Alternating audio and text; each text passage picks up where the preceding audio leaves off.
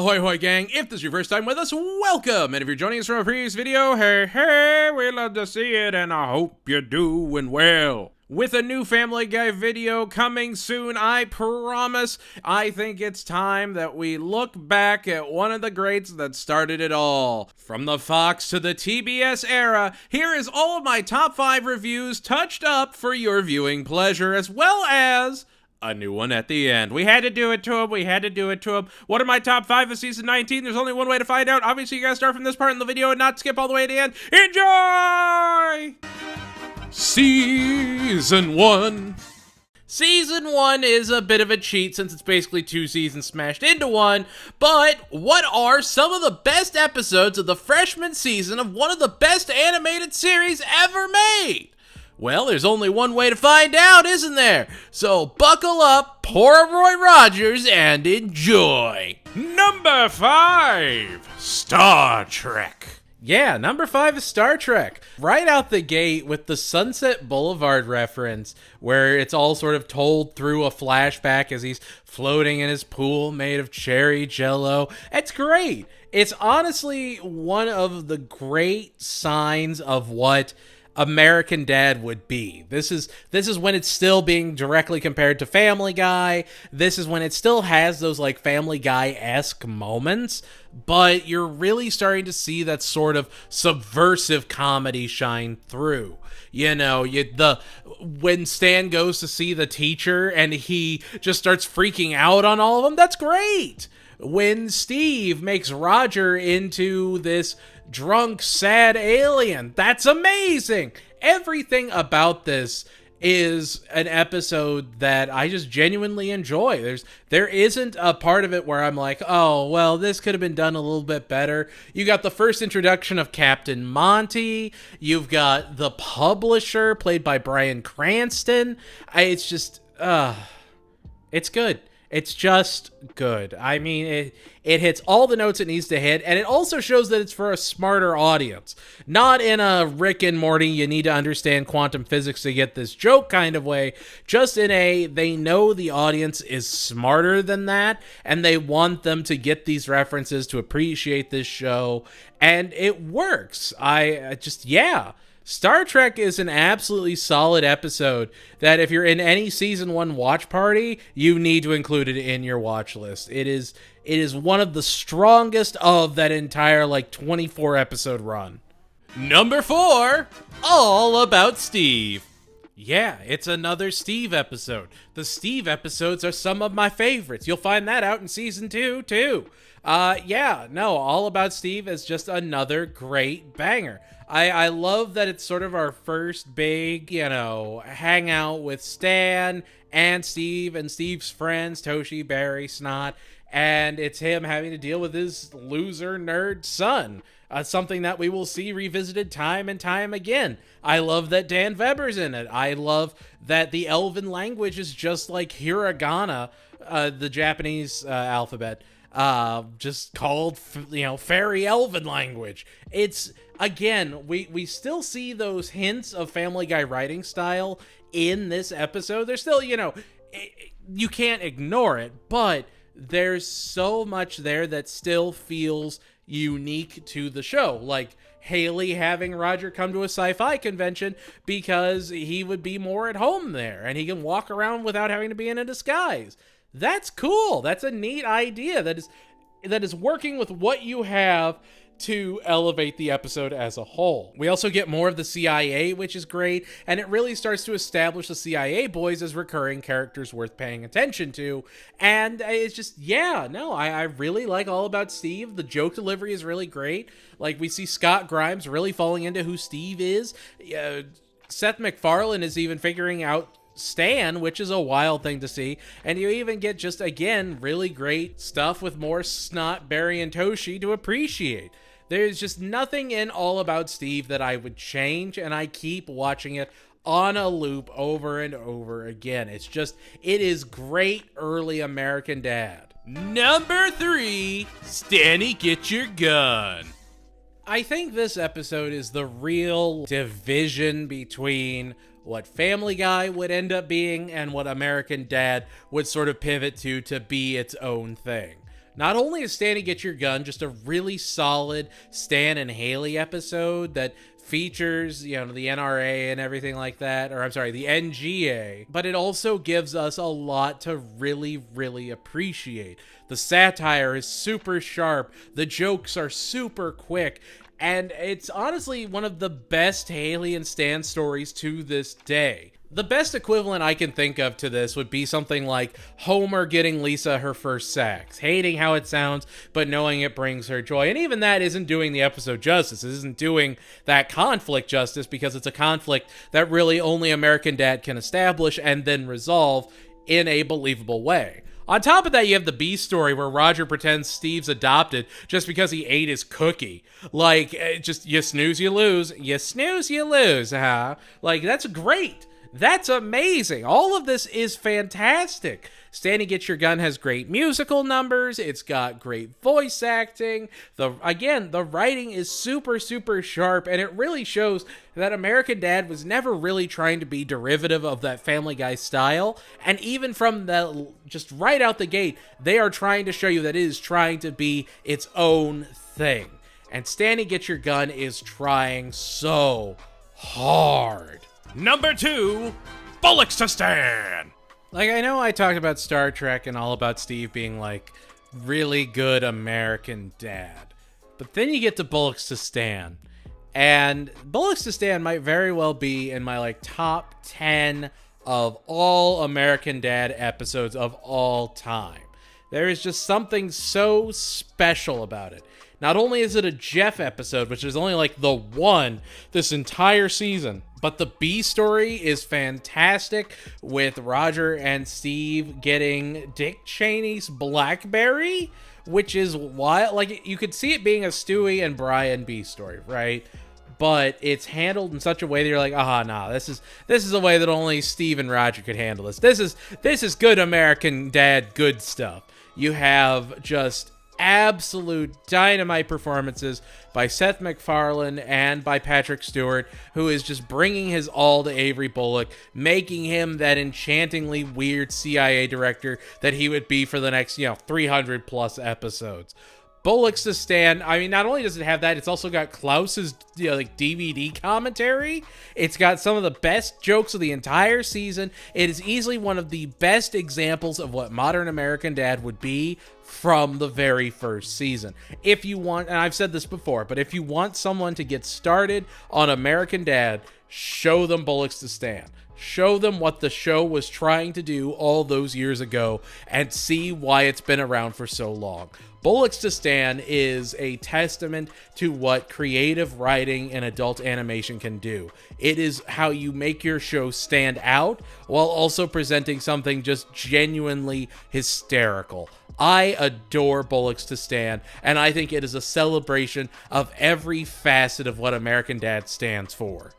Number 1, Pilot. Look, I'll say it. First episode, best episode. Even when I revisit the show after all these years, the pilot is just perfect. It's everything it needed to be for like 2000s era adult animated comedy. It's your greatest hits of what you can expect from the show. You've got great vocal talent. Sure, people are still figuring out their characters. D. Bradley Baker doesn't know what he's doing with Klaus. Scott Grimes is still figuring out Steve, and he's a weird noodle boy.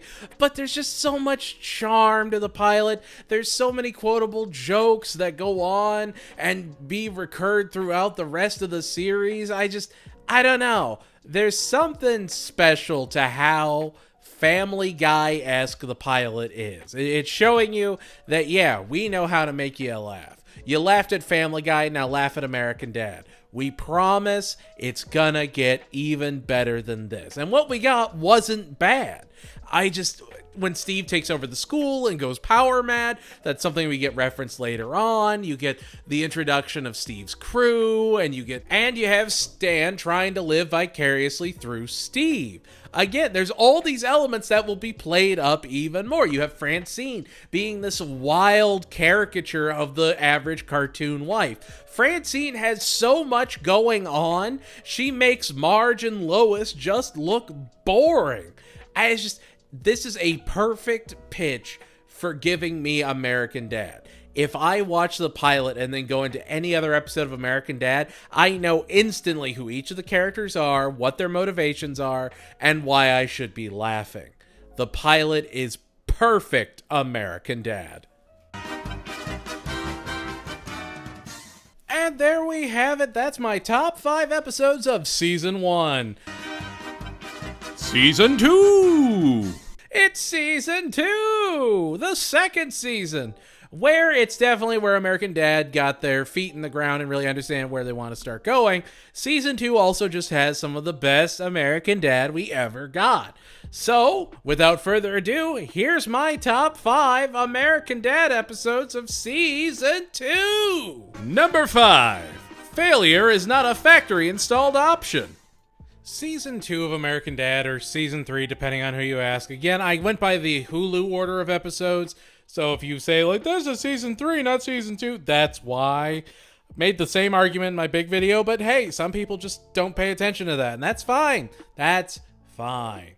Failure is not a factory-installed option was the first time I looked at it and was like, oh, this is something entirely different. This is one of the most American Dad adventures of the early seasons, and I'm here for it. Not only do we get Stan just being the most obnoxious person possible, we see the real-life implications of what he's doing. We see Francine and Haley struggling. We see Steve starving. And it's just such an extreme, and yet it's done in such an incredible way. Failure is not a factory installed option. Wants you to feel awkward. It wants you to not have that comfortable laugh. And that's sort of what made me fall in love with American Dad all those years ago. This episode is kind of quintessential American Dad. If you want to better understand why Family Guy took the darker routes it did in the later seasons, it's because they were experimenting with those ideas in American Dad, and it worked for the show. It still works for the show. Failures is not a factory installed option is one of those defining early season episodes. Between the wonderful cutaways that aren't quite cutaway gags, but also aren't just in normal conversation of the episode, to Roger, to, again, just Stan being his perfect idiot self. We always talk about in the season reviews, but here's a perfect example of Stan being both an incredible agent and an incredibly dumb man. The top 5 for Season 2 is very interchangeable. There is no major gaps from, say, number 5 to even number 4. These are all amazing episodes to enjoy, and Failure is not a factory-installed option. It just gets inched out by some slightly better episodes. Number 4. Irregarding Steve. Where do we even start with Irregarding Steve? I mean, we get the return of Beauregard. We have the beautiful B story that's just What's Eating Gilbert Grape, but with squirrels, played by John Krasinski and Johnny Galecki. And then on top of that, we've got the Midnight Cowboy, rather, just adventures of Steve and Roger in New York. We get to see Stephen Colbert, we get the sharpest comedy of the season, and it's just really, really good American Dad. I love how Stan thinks they've just run away to their treehouse and the treehouse burns down and everyone just starts freaking out, all while they're just trying to prove that they're smart enough to move to the big city, and it's literally just a boy and his alien. And that works for the show because they understand how odd it is that it's literally just Steve and Roger going to New York to make it big. No alien technology, no time traveling back to, a certain time period of Germany. None of that. It's just them doing something dumb. And then having a character like Beauregard show back up is fantastic. I keep coming back to it. I looked at Season 2 for a long time, and every time I did, I'm like, Irregarding Steve has got to be on that list somewhere. Just every time it kept moving higher and higher, and I think I'm happy with it being in the 4th spot. It feels like if you're going to watch these in this order, going from Failure is not a factory installed option to Irregarding Steve to our number 3 pick, you're going to incrementally get better American Dad. It's just going to get better and better until you hit that fever pitch, and then you're hooked. You're just hooked on the show, right? I don't know. There is a magical charm to Irregarding Steve, and I wish more people gave it the appreciation it deserved. Number 3, Joint Custody. while I love Irregarding Steve as a really good season 2 episode, I had to draw the line with season 2 where I was like, okay, these are top 10 episodes of all time contenders. And Joint Custody feels weird being in the number 3 spot, but the other two just kind of blow it out of the water. I love Joint Custody. From Clancy Brown being Jeff's dad and being just absolutely fantastic, to Roger versus Stan, Night Ranger. The jokes are still super fresh, and it's fun. The entire episode is fun. When Jeff's van gets destroyed, he goes, "Don't you have to start charging?" And he's like, "Eventually!" That's great. There is such a realist tone to American Dad that Family Guy just never had. And that's not a detriment of Family Guy. Family Guy is supposed to be outlandish, it's supposed to be weird, but American Dad tries to be normal. And that's what I appreciate the most. They understand they have outlandish elements, but they're still trying to be somewhat normal here. And Joint Custody is just a beautiful episode, easily still one of the best season finales of the entire show, and I would say probably like my 10th favorite episode of all time. It is an episode I can quote from memory, and is one of the strongest examples of why American Dad is so good. Number 2, Lincoln Lover. Like I said, these are episodes that could go in my top 10 tomorrow, and Lincoln Lover is up there. I have gotten a lot of pushback for being too like, oh, you're too triggered by by old American Dad. You would never have handled animation. I was like, hi, yeah, I grew up with American Dad. I grew up with South Park. I'm not triggered or offended by any episode of American Dad. I can't watch Stan's Best Friend just because I like animals, but otherwise, unless it's Moral Oral's camping episode, I'm not going to react strongly one way or another about an episode. I just really, really like Lincoln Lover, and I think it's a great progressive episode with some of the best jokes, and it is surprising that it came out in season 2 and not later on in the show. Lincoln Lover is just, again, it's great, dumb genius Stan. It is a perfect balance of the two. It is him figuring out that being gay isn't a choice, but being a Democrat is. Like, there's so much fun and charm to the episode, and I think you would be doing yourself a disservice if you didn't go back and watch it. If you didn't go back and watch any of these 5, you'll walk out of season 2 going, wow, that was fine, I guess. I wouldn't want to base a 19 season show around these episodes. But when you really watch Lincoln Lover, when you really appreciate the musical bits, the passion in the comedy writing, like it not only treats gay people as an equal representation, but it also never shies away from its authentic version of itself. Like in that scene where the guy's just throwing meat and then there's the reflection that's calling everyone sheep. That's beautiful. That is so dumb in the best possible way. And, Lincoln has been killed twice in the theaters. Wow. Great turn of phrase. Wow. Great turn. Like, that's wonderful. It is so aware in the best ways. Stan's love of confetti will never not be funny, and Lincoln Lover will never not be in my top 10. It's easily like number 7. It's up there. And at number 1, Black Mystery Month. If you didn't see this episode coming, that is entirely on you. Black Mystery Month is by far, like where I said Lincoln Lover would be like top 7, Black Mystery Month is like top 3. This is an episode that shaped my very formative period of comedy understanding. I adore everything about Black Mystery Month because we would learn about George Washington Carver in school, and the one thing they hammered in was that he didn't invent peanut butter. And then this episode comes out and you're like, wait, did he actually develop peanut butter? I was like 98% sure he didn't until American Dad told me he might have. Like, it's so dumb, but in the best way. There is such a big conspiracy over nothing.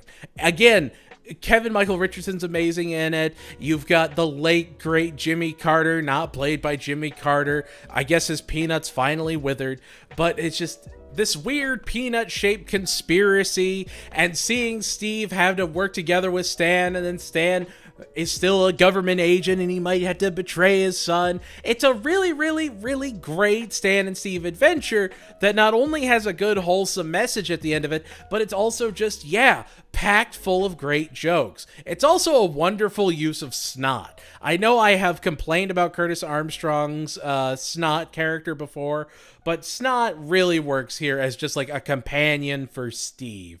And I don't know, it's just every time I look at this episode, I'm like, this is just one of the best episodes of American Dad ever made. There's no question. Like, this is perfection right here. This is that good stuff. And there we have it. That's my top 5 episodes of Season 2. Season 3. It's Season 3. Honestly, probably one of the strongest seasons of early American Dad. One of the hardest top 5 lists I've had to make. And the worst part is, I wish I could say it was easier after this, and it wasn't. So, what were some of my favorite episodes of Season 3? There's only one way to find out, so come with me! Number 5, Tearjerker. While Family Guy would do Blue Harvest and Cleveland Show would do Die Hard, I think the one thing that really made American Dad stand out is when they did Tearjerker, it was not a direct ripoff of a James Bond movie. It wasn't just Goldfinger with Stan in it. It was its own thing. It had a lot of references to like James Bond elements, but it was its own parody. And I actually really appreciated that. I appreciated the creativity that went into making Stan this all-American secret agent man, and how they incorporated all the family into it. I like Human Klaus. He is unsettling to me in the best way. Roger as Tearjerker is, of course, brilliant, and who could forget Oscar Gold? I mean, the writing in Season 3 is probably some of the strongest of the entire show. And he's Oscar Gold. It gets me every time. I just start crying. I'm laughing so hard. Haley's use is great. Steve's wonderful in it. We get the return of Captain Monty. Tearjerker is one of the best episodes of American Dad. The problem is, For Black Eyes Only is fine. It could not recapture the magic of Tearjerker. Tearjerker was also an episode I grew up with, so it was more topical then. Now it's kind of petered off just with how the internet's become more mainstream, but it still holds up, I think. I really, really enjoy it. Number 4, The 42-Year-Old Virgin. The older I've gotten, the more I appreciate The 42-Year-Old Virgin. It not only is it just a dumb parody of The 40-Year-Old Virgin, which is just the weirdest Judd Apatow movie. Let's see Steve Carell get waxed and laid. It's genius. We were desperate for content in the 2000s. But The 42-Year-Old Virgin is great because it still stands on its own even if you don't know the movie it's parodying. It's still a great Stan adventure. It's got Bad Larry in it. And who could hate Bad Larry? He's done some bad things. I love Bad Larry. I'm mad we didn't get more of him. I'm mad he's only in that one episode. But even the new neighbor and Steve not respecting Stan, it all sounds horrible when you explain it. But when you watch it, it works. When he's picking blueberries for peace, you're like, oh. The rodent on a stick, it has every element that I need. The polar bears should not be feeding this to their children. And I think, even going back to Tearjerker, this is why these two episodes work so well. Again, they are not direct parodies. They are not hitting the exact same notes as the movies, so they can do weirder and dumber stuff. They take it to an extreme that I'm avoiding to stay monetized. But you know the episode if you click the video, and you know it's an episode worth watching. That end bit is hysterical. I also love the churro inspector. It's just, why not? Why not? They call him Chili because he's got ice in his veins. Number 3, Franny 911. Franny 911 is not only a really, really great Roger episode, but it is a phenomenal Francine episode. It goes into her enabling behavior and why she always defends Roger, even though Roger does not deserve her defense a lot of the time. It's wonderful seeing Stan have to, cohabitate with Roger, and how Roger constantly gets in his way, how he turns his office or his den into a Turkish bath just cuz, why not? On top of that, you have Steve trying to be a backup dancer, and then Haley and Klaus just getting into like a dare war with each other. It shouldn't work. It's so mundane in so many ways. Like, there's no alien elements or supernatural elements. It's literally just Roger getting on Stan's last nerve. So Francine tries to trick him, and he is, again, it is a wonderful episode with Stan being both really smart and really dumb. He sees the caller ID. He's not stupid. That's one of the best jokes of the whole episode. Did he say, "We have caller ID"? Did he say, "Next time, don't call from your cell phone"? Like, that's great. That shows why he's a CIA agent. There is so many things about it that just work because Roger is just so obnoxious. And like, again, I know it's a weird thing to say. Kudos to Seth MacFarlane for voicing Stan and Roger the way he does. I know I am always giving credit to voice actors, and it seems weird to do, especially with American Dad, but Seth MacFarlane is a big part of why American Dad works. He may have a lot of same voices in like Family Guy, but there is a diversity to his voice acting in American Dad that I really appreciate, especially in this episode. Number 2, Office Spaceman. All right, so I'm going to be real with you, gang. The A story is perfect. I adore the A story. It's one of the first times we get the newspaper cut, like, actually directly impacted by the intro, which is amazing. Like, again, it's not that Family Guy's never done it. It's not that The Simpsons has never done it. But American Dad was willing to do it and challenge its own formula only 3 seasons in. That's fun. That's cool. I like that. They were being creative. But, I mean, you get thrown into the A story right there. Roger takes candid pictures of himself, calls himself Parker Peters, and, it's so he can get a macaw or whatever. The B story took me by surprise. I adored every bit of it. Francine hates left-handed people because she's left-handed. And her family thinks she's racist. And I just...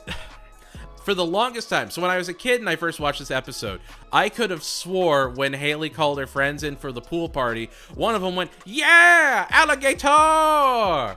But I couldn't, I could never hear it again. Every time I watched the episode, it wasn't there. Until I downloaded the original DVD stuff and I heard it. It was just in a stereo record. It was just in one ear. So I wasn't able to hear it at all. It's a very dumb tangent, an absolutely dumb tangent, but it will always make this episode special to me. Office Spaceman is probably one of the best Stan and Roger episodes. It's got wonderful comedy, a fantastic B story that feels so believable, and an A story that is just like, you know what? This is alien enough. This is surreal enough to be an American Dad plot. It's down to earth, and yet it's about an alien.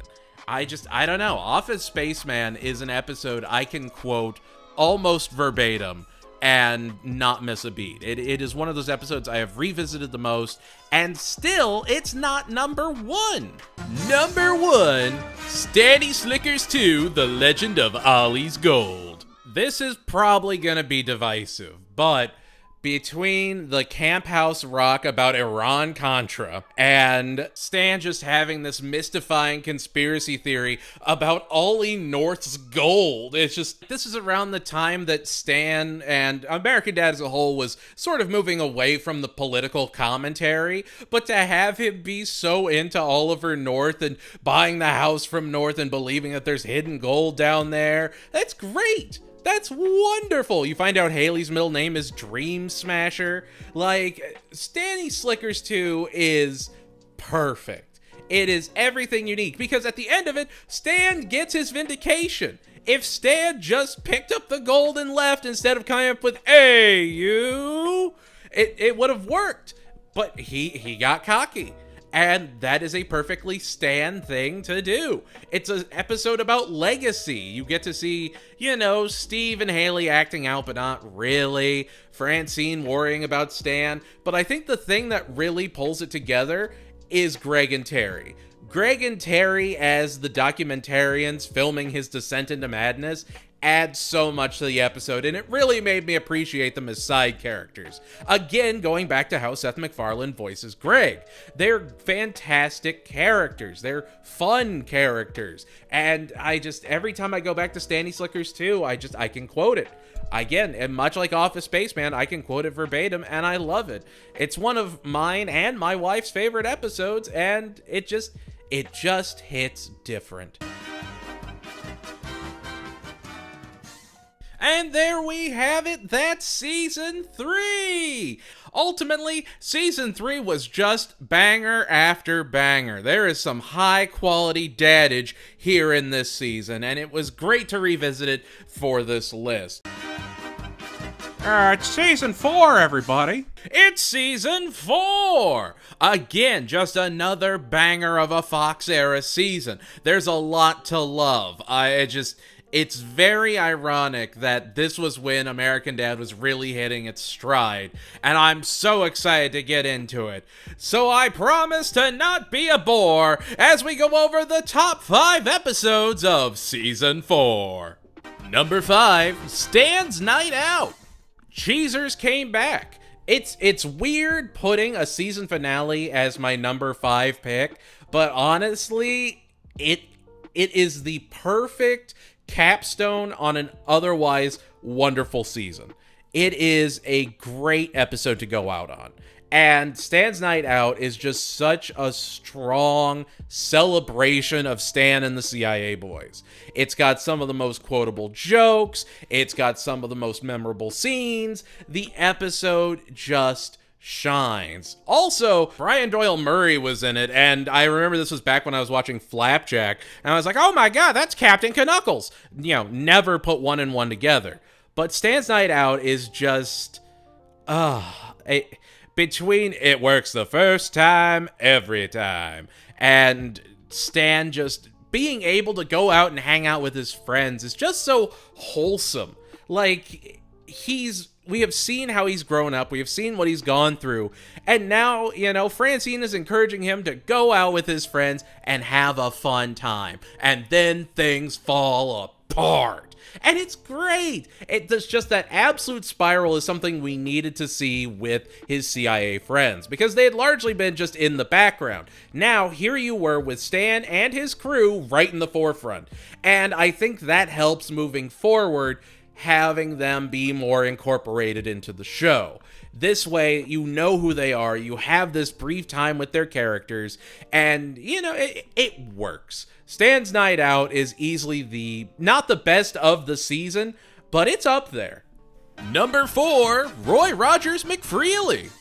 Featuring the musical stylings of Cilantro, everyone loves Roy Rogers McFreely. It's another really solid Stan and Roger episode that the idea that they go for with it, just Stan needing to respect Roger, is something they'll do in like Wiener of Our Discontent and Pinata Named Desire, and all of those are fine. All of those are really, really good. But there's something about Roy Rogers McFreely that just sort of sings to me. I think it's, Stan and Haley working together against a common antagonist in Roger, that's great. We get more of the neighborhood watch. We get more of Greg. We get, help, they're taking me out on the veranda. Like, that's all wonderful. I think that really shows why season 4 is when that momentum was really picking up. Because unlike Family Guy, where around this time they were going even heavier into the cutaway gags, and as the show evolved, that's really what it would just become, is joke after joke after joke, so it would work on TikTok or Shorts and get more traffic coming in. With American Dad, they let jokes simmer. They let you just sit and watch, and if you catch the joke and laugh, that's awesome. If you keep watching, you'll eventually hear a joke that will get you. but they keep making references to jokes from earlier in the episode, so if you pay attention to it, you get rewarded.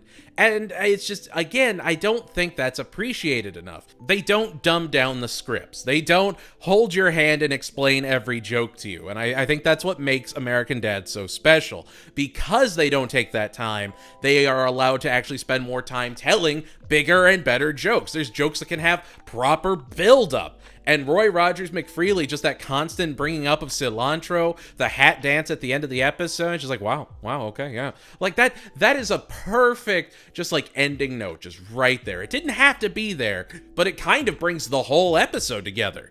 Number 3, Family Affair. Anything with Will Forte is going to be on my list. At some point, it is going to be up there. And while he only had like 4 lines, that was all he needed. Love Will Forte. Family Affair is honestly probably in my top 10 favorite Roger adventures. And like we still have even more to talk about in this season alone. But it's such a creative idea with Roger. We know he's been around longer than the Smith family. We know he's probably had other families. He's lived other lives. It would make sense. And then to find out he's got like 4 different families he's interacting with at any one time, that's great. That is an element to his character that you don't think about, but has so much room to explore. Again, it's not just joke after joke after joke. It's Roger putting on this big lie, this big performance, and then getting caught in it, and then doubling down. It works so well as a foil for who he is. And then everyone dealing with his betrayal and the phone plan and everything. It's great. The Dubonnays, Monsieur Dubonnet, do lemonade. Like that's, Family Affair is just good comedy. It is solid writing for solid people to appreciate. I love Family Affair. Number 2, The One That Got Away. There are good episodes of American Dad. There are bad episodes of American Dad. The One That Got Away, and this is probably going to be controversial, much in the same vein as, say, Star Trek, is one of the best experimental foundational episodes of American Dad. Not only does it set up that Roger's personas have minds of their own sometimes, it gives us one of the best Roger vehicles, it gives us some of the best voice acting. John DiMaggio's in the episode, he's terrific, but yeah, and again, Seth MacFarlane's voice acting is terrific in this, because he has to be both Roger and Sidney. He has to make Sidney sound like Roger, but have the cadence of a completely different character. Maybe he's dyslexic and mad at Disney. I don't know. I just know what he did to that sapling. It is such a good episode that keeps you guessing. Even the end part is fantastic. And again, they don't make references that you're expected to understand. Like in that episode, Roger dresses up like Charles Bronson's character from Death Wish. Who knew Death Wish when this episode came out that was, say, my age? Like, it wasn't something that was appealing to younger audiences. It was still very much trying to get the parents, getting the older kids, and getting, film snobs. They don't make Seventh Circle references because they want, because no one's gonna get them. They knew who their audience is. American Dad just hit it out of the park with The One That Got Away. And the funniest part is, it's not even number 1. I'm gonna keep doing that. I'm gonna keep doing that on every number 2. I have decided. Number 1, Phantom of the Telethon. I genuinely don't know if I prefer Phantom of the Telethon or 100 AD as like a 100th American Dad episode celebration. Phantom of the Telethon is not the 100th episode. It's not even close. It's got a couple seasons before that happens. But it is a very special episode. It's a celebration of American Dad up to that point. It features a lot of return characters. Great performances across the board. It's a wonderful Roger and Stan story. You get to see Steve and the boys be writers. That's terrific. You get Jeff hacky-sacking, just straight putting the heat on that sack. You love it. You love to see it. And honestly, like, as much as I can say, like, the one that got away is foundational for adult animation and this and that, I just really love Phantom of the Telethon. I just really love The Arm is Disbombed. Like, there are just some dumb jokes in that episode that just bring me absolute joy. Phantom of the Telethon is not the smartest American Dad episode. It's not the most creative, but it is one of the most fun. It is one of the most, as odd as it is, laid-back adventures of the show. There is absolutely a ticking clock. They established the ticking clock early on, but as the episode keeps revving up, that ticking clock matters both more and more and feels less and less important. Obviously, you know everybody's going to be fine. This isn't TBS American Dad. They're not going to subvert your expectations like that. But it's that pseudo-levity in American Dad around a situation like that that makes American Dad so good. It's a situation that'd be like, next time on Family Guy, will they get to the bottom of it? And then it's just, you know, Roger running up and beating a guy with a keyboard until he tells him the code. Like, that's great. It is so dumb it's smart. It's just quality. And there we have it, gang. That was Season 4. Season 4 was probably one of the hardest ones I had to come up with a top 5 list on. It just has some of my absolute favorite episodes of all time. It's just really, really solid. I mean, how could you not put Phantom of the Telethon near the top? If that's not in everyone's top 5, I'm calling shenaniganery. Season 5 is going live. It's Season 5! This is a season full of just really, really solid Roger episodes. It really feels like the season of Roger, the more I look back on it. It has some of the best episodes you're going to see of the Fox era. It's going to have our triple feature that I've gone into before. And above all else, just some good old-fashioned dadage. So it's time to go live with the top 5 episodes of Season 5. Number 5, Bully for Steve. Ironically, I think this is the only episode in this top 5 that's not a Roger episode. Spoilers, I really like Roger episodes. But Bully for Steve, if I have to imagine this is an episode that is on everyone's top 5. It's probably one of the most known episodes of American Dad, I would say. And it's great. Stan bullies Steve to make Steve stronger. Steve is just a lovable little wuss boy who doesn't want violence until he wants all of the violence. And it's great.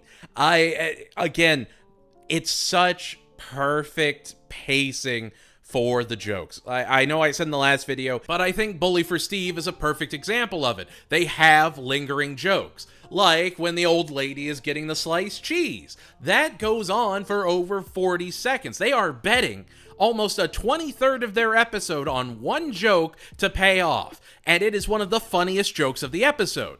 Only beaten by the return of Stelio Cantos, the werewolf, that again is a recurring joke. And it is just, they make Langley be more surreal. They don't need to cut away to famous actor doing X because they have a werewolf janitor running off with kids, and that's good enough. They have Francine doing street fights. Like, you have all of these ideas that make the show just that much more surreal on its own without having to artificially inject, crazy wackiness. And Bully for Steve handles everything in just a perfect way. And then, of course, you have the B story where Roger is trying to be a crime scene photographer, and he runs into Captain Carhoonch, or Crunch, as it's called. And it's just, there's so many layers. It's like an onion or an ogre. It just works. Number 4, The Return of the Bling. I'm gonna be real with you guys. You can kind of put any of the next 4 wherever you want on the list, and I think it's fine. They're all tied for first. So yeah, no. And see, even as I'm looking at it, I'm like, this might not be 4. I might actually make this 3. It's gonna be 4 because I'm already done. But The Return of the Bling is one of my favorite Stan Roger Steve adventures. It's a dumb mountain adventure returning a medal because the Miracle on Ice was a sham. And it's just like, okay, Okay, never meet your heroes, believe in fake heroes, and you'll never be disappointed. A lot of elements to work with. And then they also just make this globe-trotting epic in 23 minutes. You have Nancy Reagan being hysterical. Like, it's just... There's so many elements that work. There's so few elements that don't. It's just that good. You always get what you want, don't you, Helen? There is so many great jokes. The story is delivered so well. Again, it hangs on Seth MacFarlane and Scott Grimes being able to play off of one another. And I know it sounds like I am just constantly bringing it up, but it really shines in these episodes. It really shows off. And yeah, it means something. The Return of the Bling means something to me, gang. I really love it. It makes me feel whole. It's one of those episodes that I can watch anytime and know everything's gonna be okay. Because of course it is. It's just, Return of the Bling is something special. And like, if you're trying to get someone into American Dad, I think it is a fantastic introduction episode that gives you what Roger does, who Stan is, who Steve is, and while you don't get as much of the rest of the family, it gives you a wonderful story that by the end of it, you're like, all right, put the next episode on. Let's see what they can do. Number 3, Merlot Down Dirty Shame. Lips are for kissing. This is an episode that really only works if you've watched a ton of American Dad and you've gotten here and you're like, okay, so this is a Stan and Roger actually being friends episode? And then the rest of it happens and he's trying to salvage what he lost. And that's touching in a way. That is special in a way. It's just... Yeah, this is an episode that I fell in love with as a fan of like meta comedy, as someone that really loves that awkward, uncomfortable laugh. That's why I love like Tim and Eric or On Cinema at the Cinema so much. This episode reminds me of that Family Guy episode where Brian wins a writing award and takes Lois and he tries to, hit on her, but done better. Because it's just Roger being drunk. He does not have feelings for Francine. He just got drunk and kissed her, and now he has to fix the mistake by burying her alive. It's like, what? There's so many extremes, but it's great. You get Stan being really romantic and really loving towards Francine, loving his bud, and okay, I'll peel back the mask. I adore Paul Giamatti. He's one of my absolute favorite actors. He got me into cinema when I was a kid. And so when I saw that Roger was dressed as his character from Sideways, I was just like, oh, I got that reference. I got that reference. And so I was hooked for the whole episode. I was like, oh, they made a Sideways reference. I'm like, oh, looking back, it's like, yeah, that kind of is the one movie you would do. What, isn't it? And it works. Again, if you don't get it, he just looks like some guy. If you do get it, you're like, oh, that's such a neat touch. It's just, yeah, Merlot Down Dirty Shame is fun. It's weird. It's awkward. That last bit with him in the cat costume is one of my favorite scenes of all time. It's good stuff. Number 2, The Great Space Roaster. Like I said, these can go in any order, and the more I look at these, I feel like these are pretty cemented. Great Space Roaster is another really fantastic season finale. The season finales usually slap not unsubstantially. I'm usually a fan. And Great Space Roaster is a perfect example. You see, it's the family versus Roger after they give him what he wanted. After they roast him at the roast he begged for. You've got great cutaways to like, McGregor, it's Scottish for bullseye. Like, it is so quick and yet well structured that it all feels natural. Like, there's the beginning where they're all trying to escape from Roger, who's trying to enact his revenge. When they fail from getting away from him, they go to space. The second half of the episode happens in space, but it feels natural for it to all of a sudden be an alien parody. That's great. They are smart about how they develop their episodes. And I mean, you also get the Central Human Intelligence Agency that really upset Frank. That poor guy. It's just, the Great Space Roaster is peak Roger. It is peak everyone getting along, everyone loving each other, the family uniting against a common threat, which we see plenty of later on, and it works on every single level. The only issue being, and this is the minor nitpicks that leave it at number 2 instead of number 1, and that is like the phone call scene goes for like maybe 3 seconds too long. I don't know what you'd replace it with, but just him walking just goes on for just like 3 steps too long. I don't know how else to explain it. It's always unsettled me just enough. But I really love this episode. The scorpions, it's just good dadage. Number 1, Cops and Roger. I was so tempted to not put this at number 1, but the more I think on it, the more I'm like, yeah, this is what I view as the best episode of the entire season. This is one of the strongest Roger and Stan episodes. This is the best episode of the trilogy. This is high quality Roger. The B story isn't even bad either. It's a really good, Haley and Reggie, will they, won't they? And that was something that they sort of built throughout the season.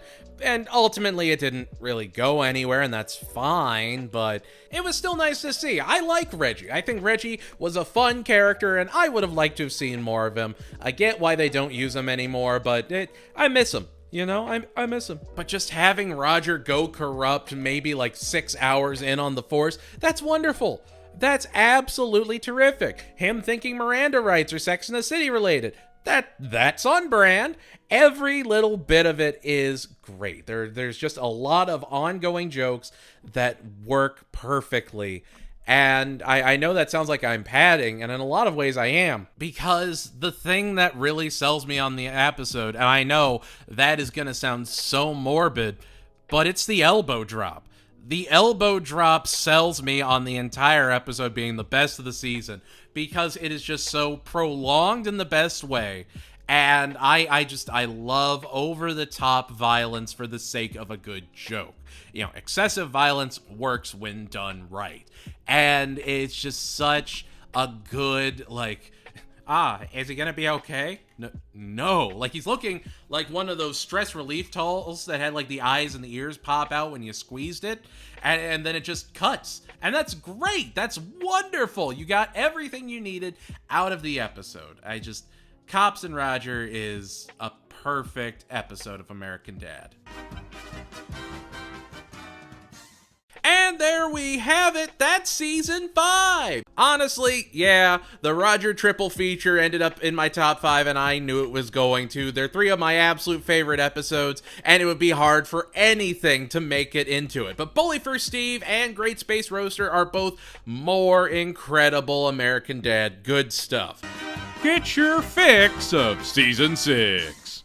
It's season 6. It's our 100th episode celebration season, and there is a ton of high-quality dadage to appreciate here, 100 episodes into such an incredible show. So there's only one way to get to the nitty-gritty of it, so let's get our fix of season 6. Number 5, Piñata Named Desire. Water? Yeah, okay. So season 6 is also another season that's really hard to order the top 5, but the top 5 are all really, really solid in their own right. On one day, Piñata Named Desire could easily be in my number 1 spot. This is an episode that I just absolutely adore because not only did I love war games as a kid, I loved watching with my mom. It was just a movie that meant something to us for some reason. But it's also just a great episode full of amazing jokes. It's a great Stan versus, but also Stan with Roger episode where they're both learning something from each other. There's a chemistry there, almost literally. It's just, there's so much to love just with the A story, just with Stan and Roger, and then you have the B story about Steve and the gang's last official slumber party. You have Little Entourage. You have Little Turtle. Oh yeah, you have some of the best Smart Barry comments. It's great. The episode is just fantastic. Having Barry run out and go, "The all is lost" moment. You live for that stuff. Piñata Named Desire shows that 6 seasons in, they have hit their stride with what they want American Dad to be. It started as political commentary. That's all but washed away now. This is just peak good American Dad. They've had 100 episodes to shape the show, and this is what they have. And honestly, season 6 is just powerhouse after powerhouse episode. I don't know. Pinata Named Desire just... it feels right. It's also just like, you would never believe that Stan's a bad actor, but they build on it so long that it actually kind of works. And having Roger as just that sort of drama teacher, I don't know, that feels like a perfect job for Roger. I'm torn between him and like the clown school Whiplash character as one of my favorite like Roger, I guess, A-story leading personas. The clown was a B-story, but it's whatever. It's a really, really solid device for the story, and I really appreciate the episode. Number 4, Flirting with Disaster. Does anyone know anything about any launch codes? Between being filmed like a mockumentary, The Office, which is amazing. It is absolutely amazing. Like, if you look at it, it's easy to make a mockumentary live action series. It's very easy to just sort of replicate that almost cheap presenting Office appeal.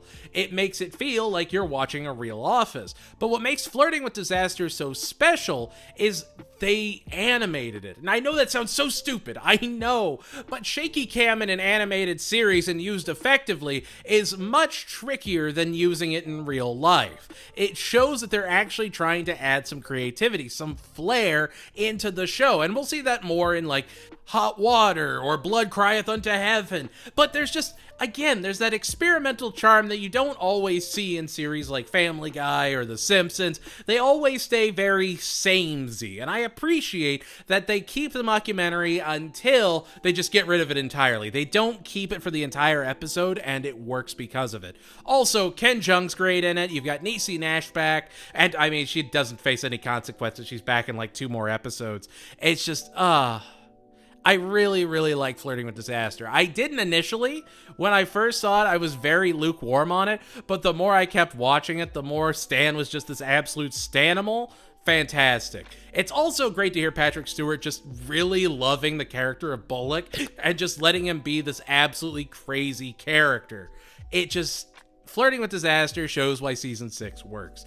It is everything you could possibly want out of just a dumb Office parody while still having plenty of that American Dad flair. I think the only thing that brings it down, that makes it like a number 5, is the B story of Steve's like birdhouses going on just a smidge too long. It's not bad. I love how dark it gets later on. I love the almost morbidity of it, but it's not my favorite B story of the collection. Number 3, For Whom the Sleigh Bell Tolls. You gotta be good episodes to come above For Whom the Sleigh Bell Tolls. I mean, like, that is probably still one of my absolute favorite Christmas episodes. Make sure to check out my American Dad Christmas Rankings video that's been available since last year. But that was fun. I love doing that.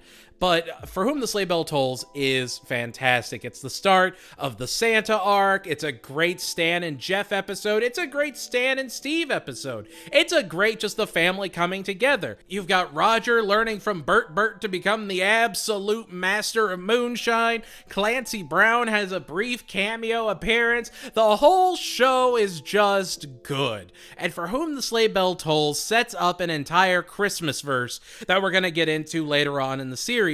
And seeing where it all began with a helmet from Golden Compass and very pointy candy cane daggers really just makes it one of the best episodes of the entire season.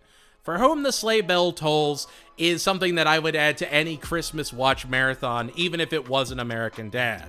It is such a good American Dad episode, even if it didn't take place on Christmas. I will watch this episode any time of the year. I think what really gets me about it is the, like, I know what you did last summer notes that he leaves for everyone, and then he leaves Haley's, and it's just like, all right, that was actually pretty good.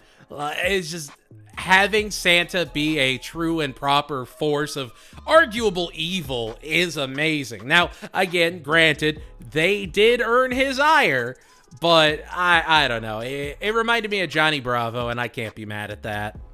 Number 2, Stanny Boy and Fantastic. If there was ever a rebound episode of American Dad, it would be Stanny Boy and Fantastic.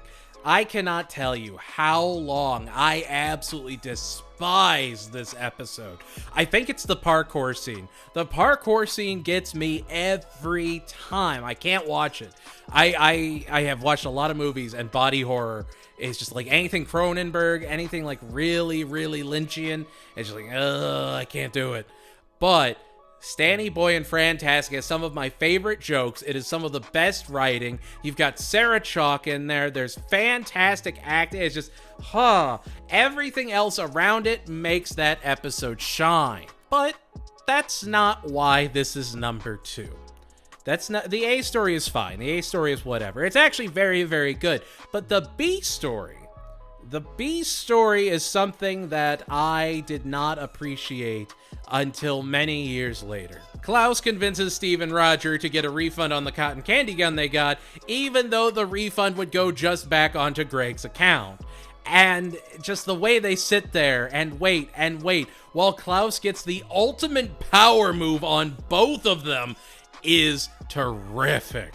It is such a long burn for a joke that if it failed, it would be absolutely disastrous. Like, you would lose half an episode if this joke did not pay off. But the fact that they even admit in the beginning that they bought it on Greg's card, and then don't call back to it until the very end where there's a resolution, where they get that money, where they feel like they've accomplished something, that's masterful. That is expecting and trusting your audience to pay attention, but not pay too much attention. And it's like a Death at a Dinner Party, when they have Jeff disappear when the lights flicker off. You didn't notice it, but you've been watching the screen the whole time. It's almost like an optical illusion, except it's mental. It's a mental illusion. That's right, I made that up. Don't worry about it. Freeform. But it's great. I laughed so hard I cried when Roger asked if they were idiots. It's just, that episode has grown to be one of my absolute favorites of the series. It's in my top 10. That is some peak Fox daddage. Number 1, 100 AD. I would hope you would know that this was going to be somewhere on this list. At number 1, it's just because of the insanity of it. Not only do they start with just an absolutely ludicrous eye catch, but you also get a reference to Who Shot Mr. Burns, and then you get just a ton of references back to the last 100 episodes. But it's done in a fun and engaging way that actually does move the story forward. Now, while I don't like Son of Stan, aka 100 Part 2, I really, really love everything that's on display on 100 AD, even Principal Lewis becoming more and more front and center.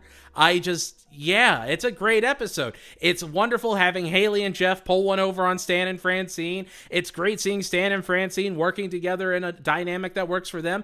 And we get more wheels in the leg man. They don't really do anything, but that's fun in its own right. You know, you've got Avery and Reggie working together for some reason, and it's just every element works as it should. Every part of it is made with love. They understand that the 100 episode celebration could be a total jumping of the shark. Family Guy did it, Simpsons did it, but they chose to be very aware with how they did it. And I don't know, I really appreciate a creative team that respects the show that they're writing on, that respects that, yes, this is 100 episodes, this is something to be special, but also, this is American Dad, let's give them some peak American Dad right here.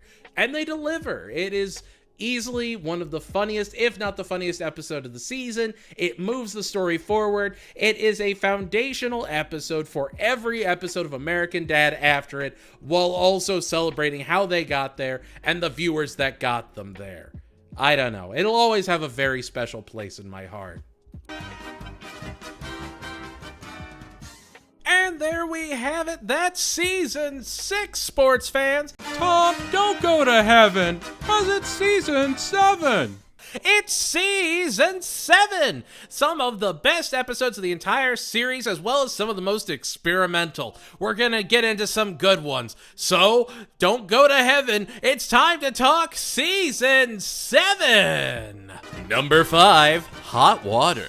I know this is going to be controversial. I know people are going to hate this, but I love Hot Water. I still sing the songs. I love CeeLo Green in it. I think every bit of the episode works. I think it's fantastically experimental in all the best ways. Go on, leave your hate comments. I dare you. I'll fight you all.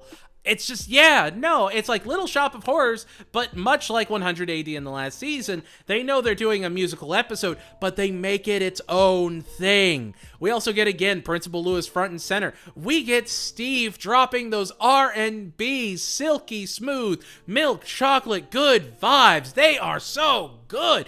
Daddy's Gone will always be a bop.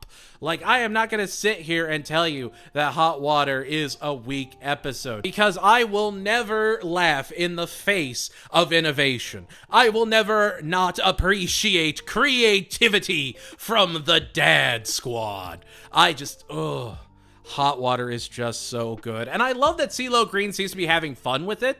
I love that it's an evil hot tub. That's perfect for American Dad. And plus, all the stories just sort of focus around this. There's no B story that pulls you away. It's just beat after beat after beat. And they make sure to maintain that same momentum for 23 minutes. And then you have that shocking conclusion where it just ends. Now, again, I know, I suppose it's series finale and whatever. I don't think that's the case. It doesn't feel like that's the case. But it's just, Hot Water is fantastic and a brilliant way to start off a season. Number 4, Wheels and the Leg Man in the Case of Papa Wheelie.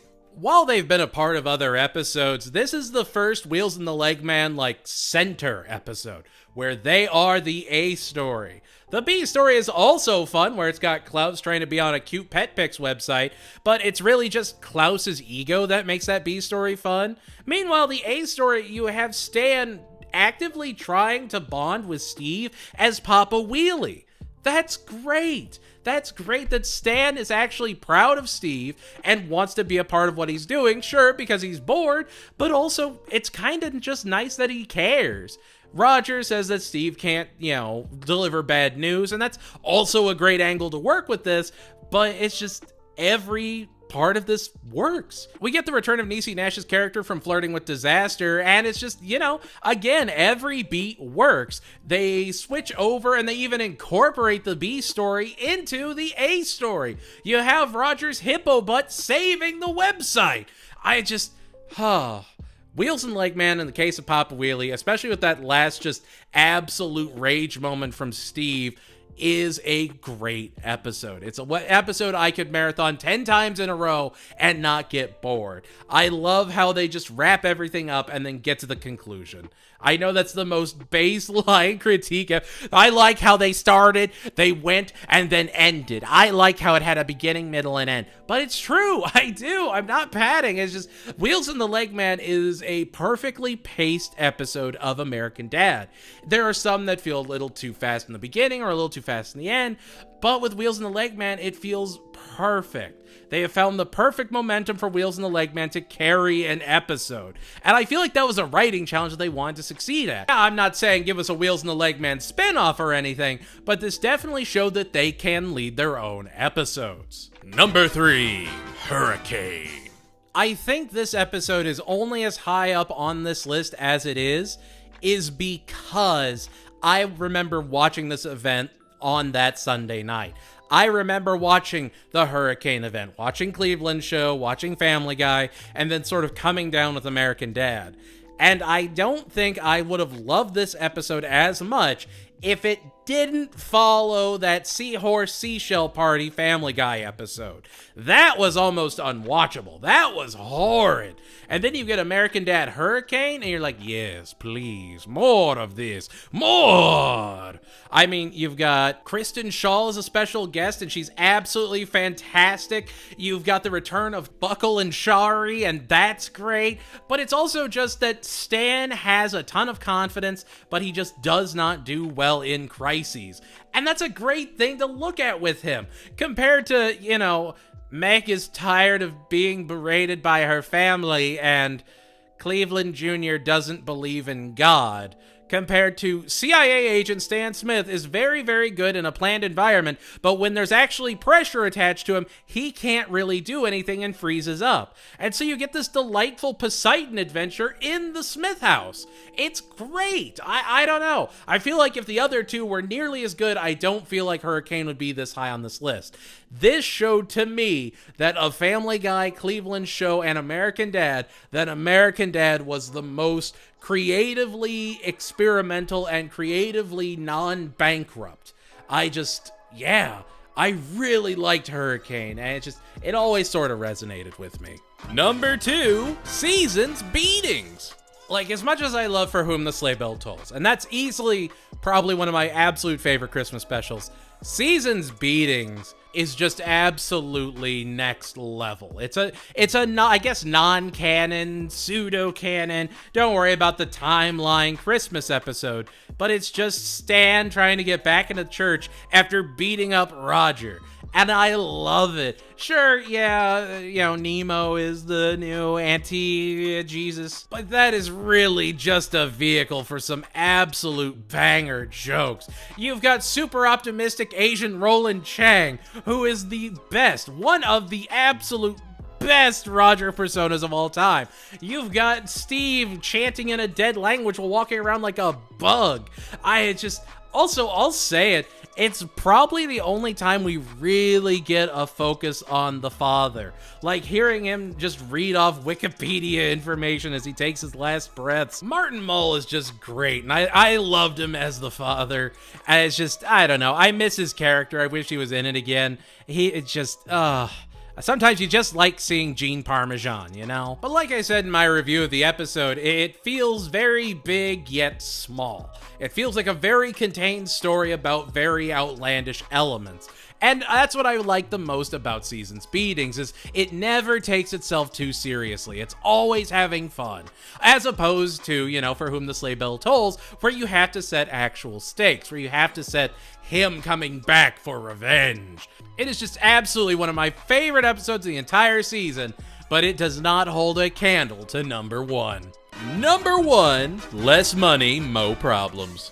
Yeah, there was no way any other episode was beating this. I adore Less Money, Mo Problems. Again, it's another one of those redemption rebound episodes. I did not like Less Money, Mo Problems at first, but as I got older, as I started appreciating meta-comedy more, and as I started really getting into Bob Odenkirk stuff, like, Mr. TV with David Cross, and all the other, Tim and Eric Awesome Show, Great Job, or I Think You Should Leave, I really started going into, like, his writing on SNL. And so, when I saw he was a part of this episode, and he played, like, 6 different characters, I really started to listen for him. And when I kept hearing him as like, Stubli, or You Are My Queen, Rebecca, I was like, okay, wow, talk about range. And it made me appreciate the episode that much more. Not only is it a great Stan and Francine episode where they try and make it work competing against Haley and Jeff, but also, again, you just have really, really amazing bits. And then, just like in Stanny Boy and Fantastic in the last season, we have a Roger and Steve versus Klaus moment, where they prove that they can test drive a Ferrari too. And it's just, you know what? That works for me. I love how Roger tries to convince them as a blind man. I know it's a reference to Scent of a Woman, but I don't really care. It's just good. It's just good TV. My wife and I quote, You Are My Queen, Rebecca, every single day. That is one of my absolute favorite. That might be number 3 in my top 10 episodes of all time. The Pontiac Aztec product placement is perfect, and it will always be a very special episode in my heart, and it will always be one of my most cherished experiences in animation in general. And there we have it. That's season 7. Don't be late for season 8. It's season 8. Just one more season until we're heading out of the Fox era.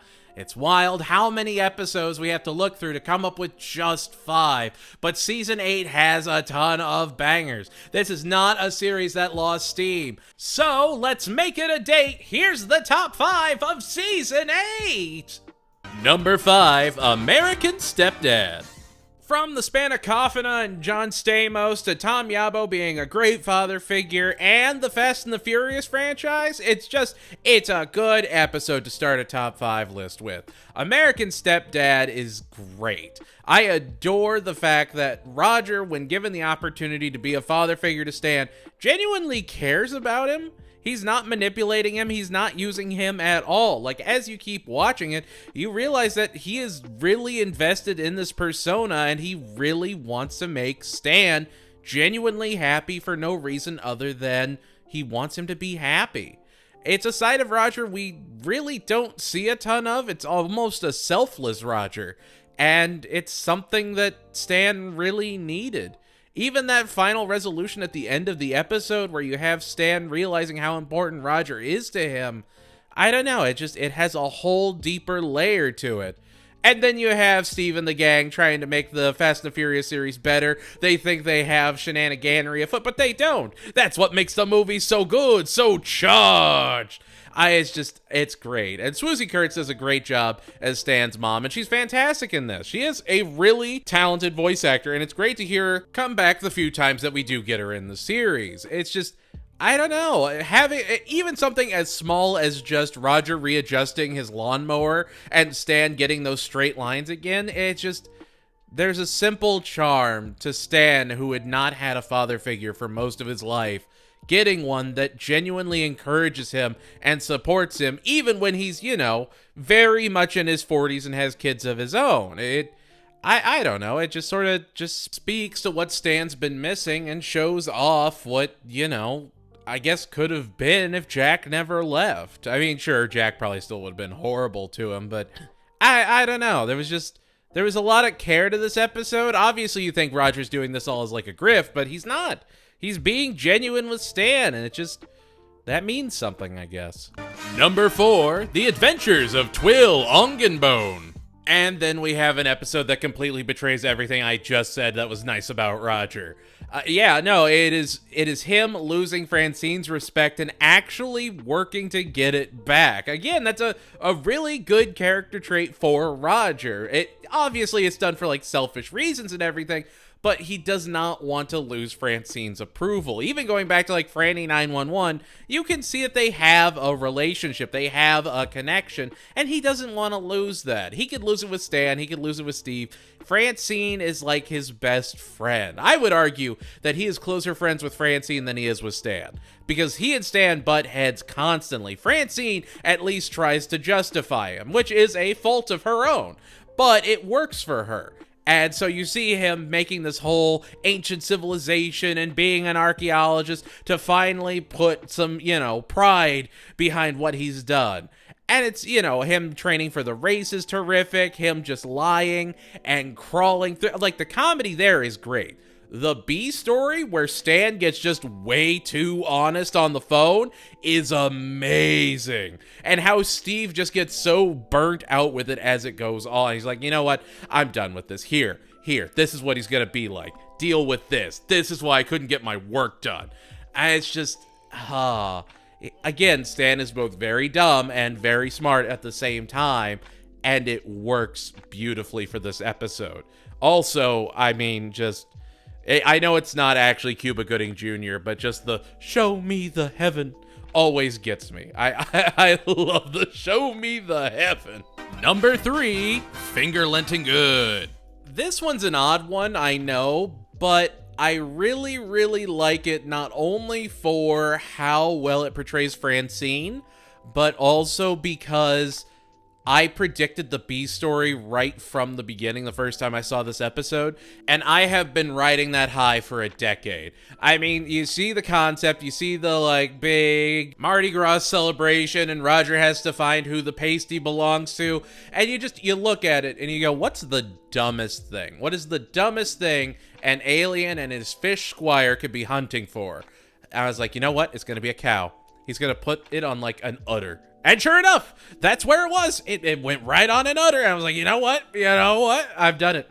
I have cracked the code to comedy. I have figured this out all on my own. It's also just a wonderful Bullock episode. Just having him have all these weird things he's into. I have to imagine it's one half, how much can we get Patrick Stewart to say? Like, how far can we push him? Because I know there's only like 3 things he's ever pushed back on saying. Otherwise, he will perform it with his whole heart. But it's also, how can we make Bullock just this ludicrously out of this world character and have him have this grandiose appeal to him? And it really works for this. You get to see them all fighting over, Steve crying, Jeff giving hugs, which is weird and great. I don't know. There's a lot of idiosyncrasies to the family that are shown off and almost celebrated here. And it just makes Fingerlinting Good a great ride. The B story, the more times you watch it, gets a little dumb, but it's fine for me. Number 2, Lost in Space. I'm not gonna lie, I was so happy when I saw Sinbad come on stage recently and actually speak after his stroke. I just seeing him about trying to get his strength back warmed my absolute heart, because he is an absolute comedy legend who dedicates himself wholeheartedly to anything he's in, including this episode. And I just, Lost in Space was something else. It was something that came in my life right when I needed it to. It introduced me to the Majestic and Wax Fang. It introduced me to just really appreciating Jeff on a deeper level. Like, you can look at any relationship through any amount of lenses, and you can see the bad. You can see just the bad. Or you can see the good. You can see that, any relationship is going to have its ups and downs, its pros and cons. You are never going to be completely happy, but you just need to find someone that you can spend the rest of your life with that makes your life worth living just that much better.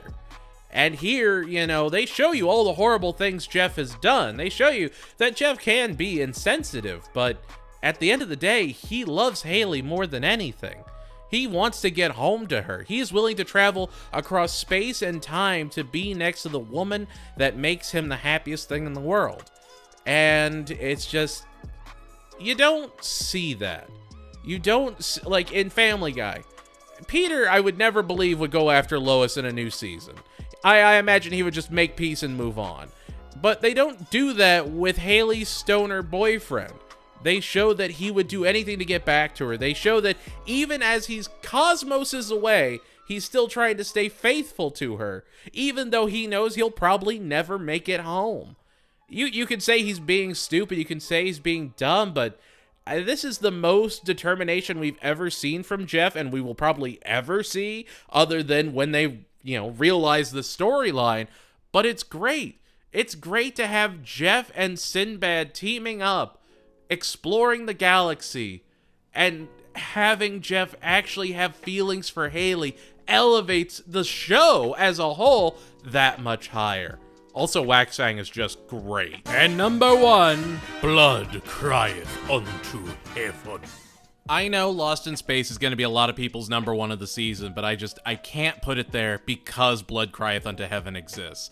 That is an episode that I absolutely adore, just because of how experimental it is and because of how much attention to detail there is. And I've talked about this before. I've gone in length on why this episode is amazing, so I'm going to do it again because this is my video and I can talk about what I want.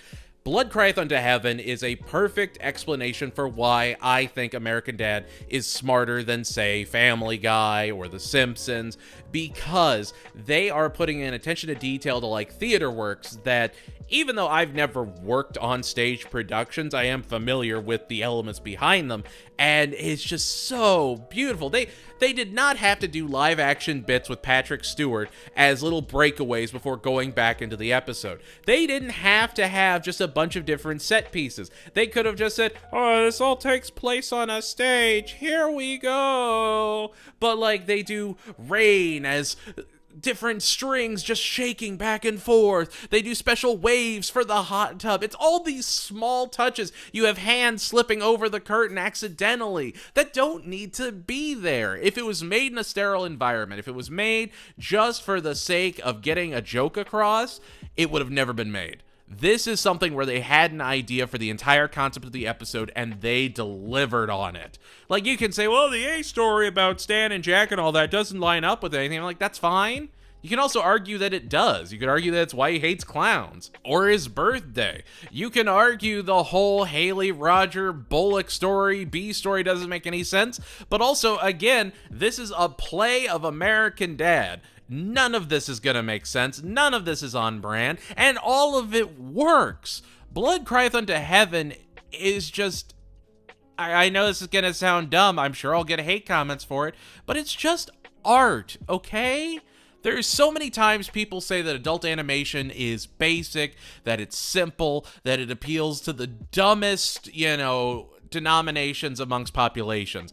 And I couldn't disagree more. I think if we look in the right places, if we see what's being done before they're browbeaten into, making something that the common denominator can enjoy, you're gonna see creativity afoot that absolutely shines. American Dad would not be this good if it was as popular as Family Guy. It would have had to have changed something to maintain its popularity like Family Guy has. Instead, we get genuinely creative episodes, genuinely creative comedy that shines through the show. Now, of course, I want it to be as big as Family Guy now that we have all these wonderful episodes, but the fact that it didn't get too big too fast is perfectly showcased here. Blood Crieth Unto Heaven is just absolute art. And there we have it, Dadders. That was the top 5 of Season 8. Season 9's looking so fine. It's Season 9, the last full Fox season, and man, what a journey it is.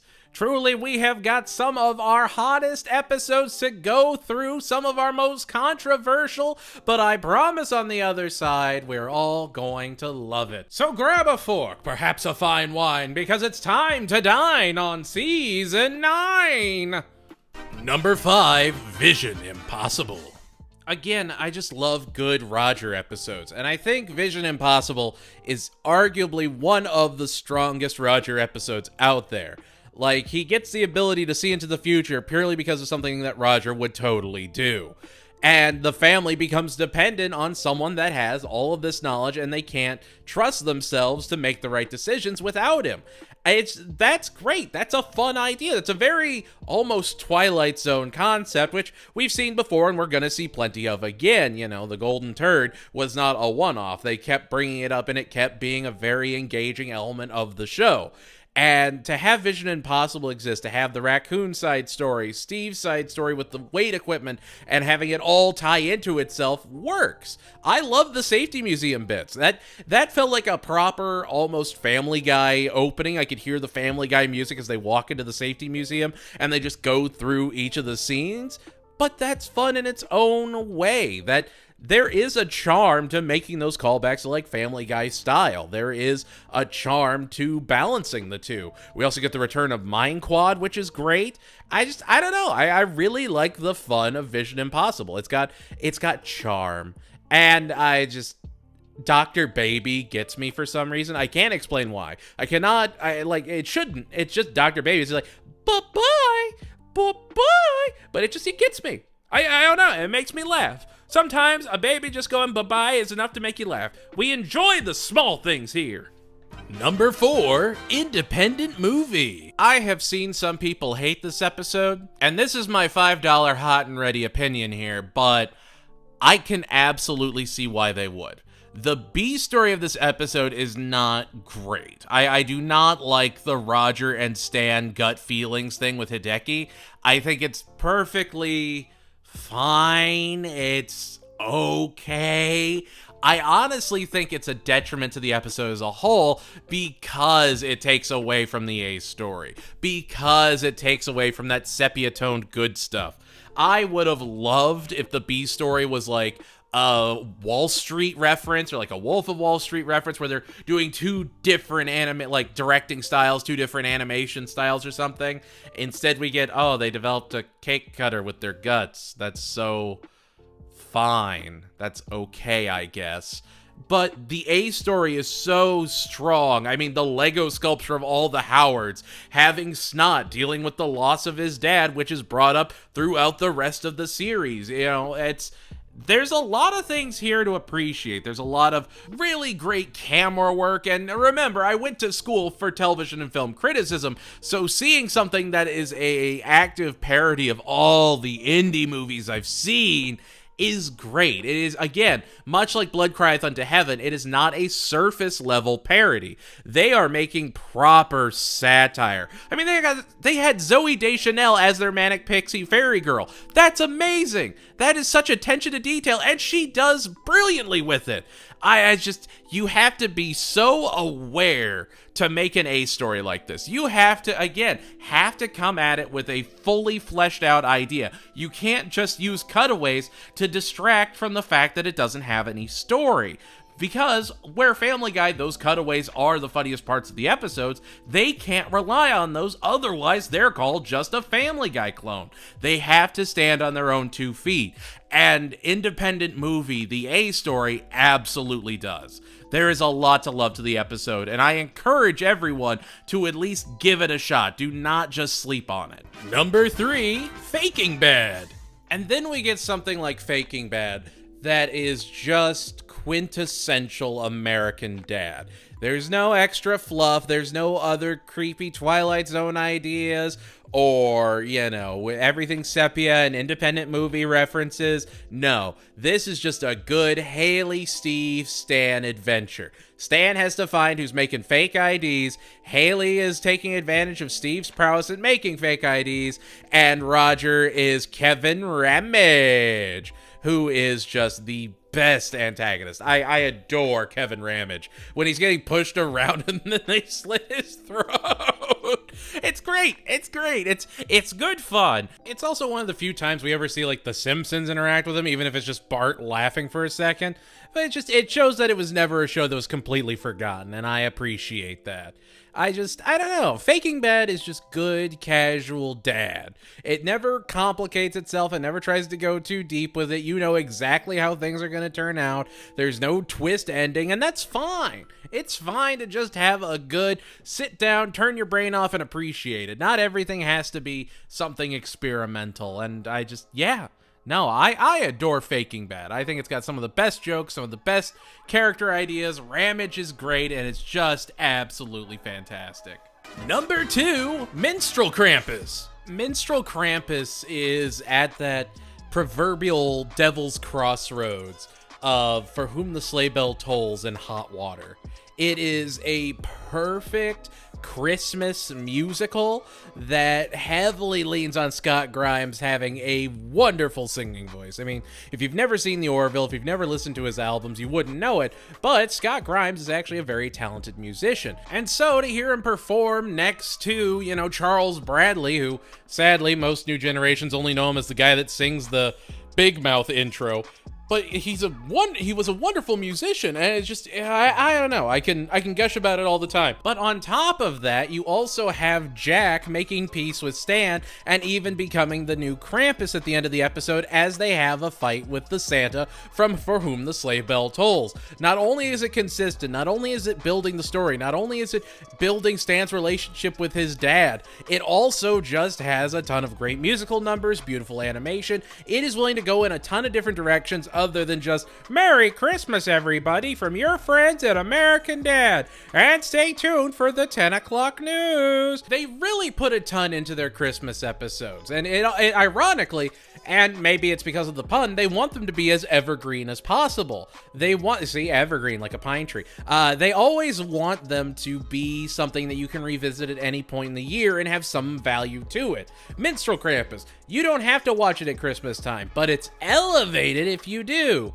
90 North, 0 West. Again, you don't have to watch it on Christmas, but it's better if you do. For Whom the Sleigh Bell Tolls. All of these newer age Santa ideas work so well as evergreen content because Santa is actually a fully fleshed out character and not just this, personification of all things holly and jolly.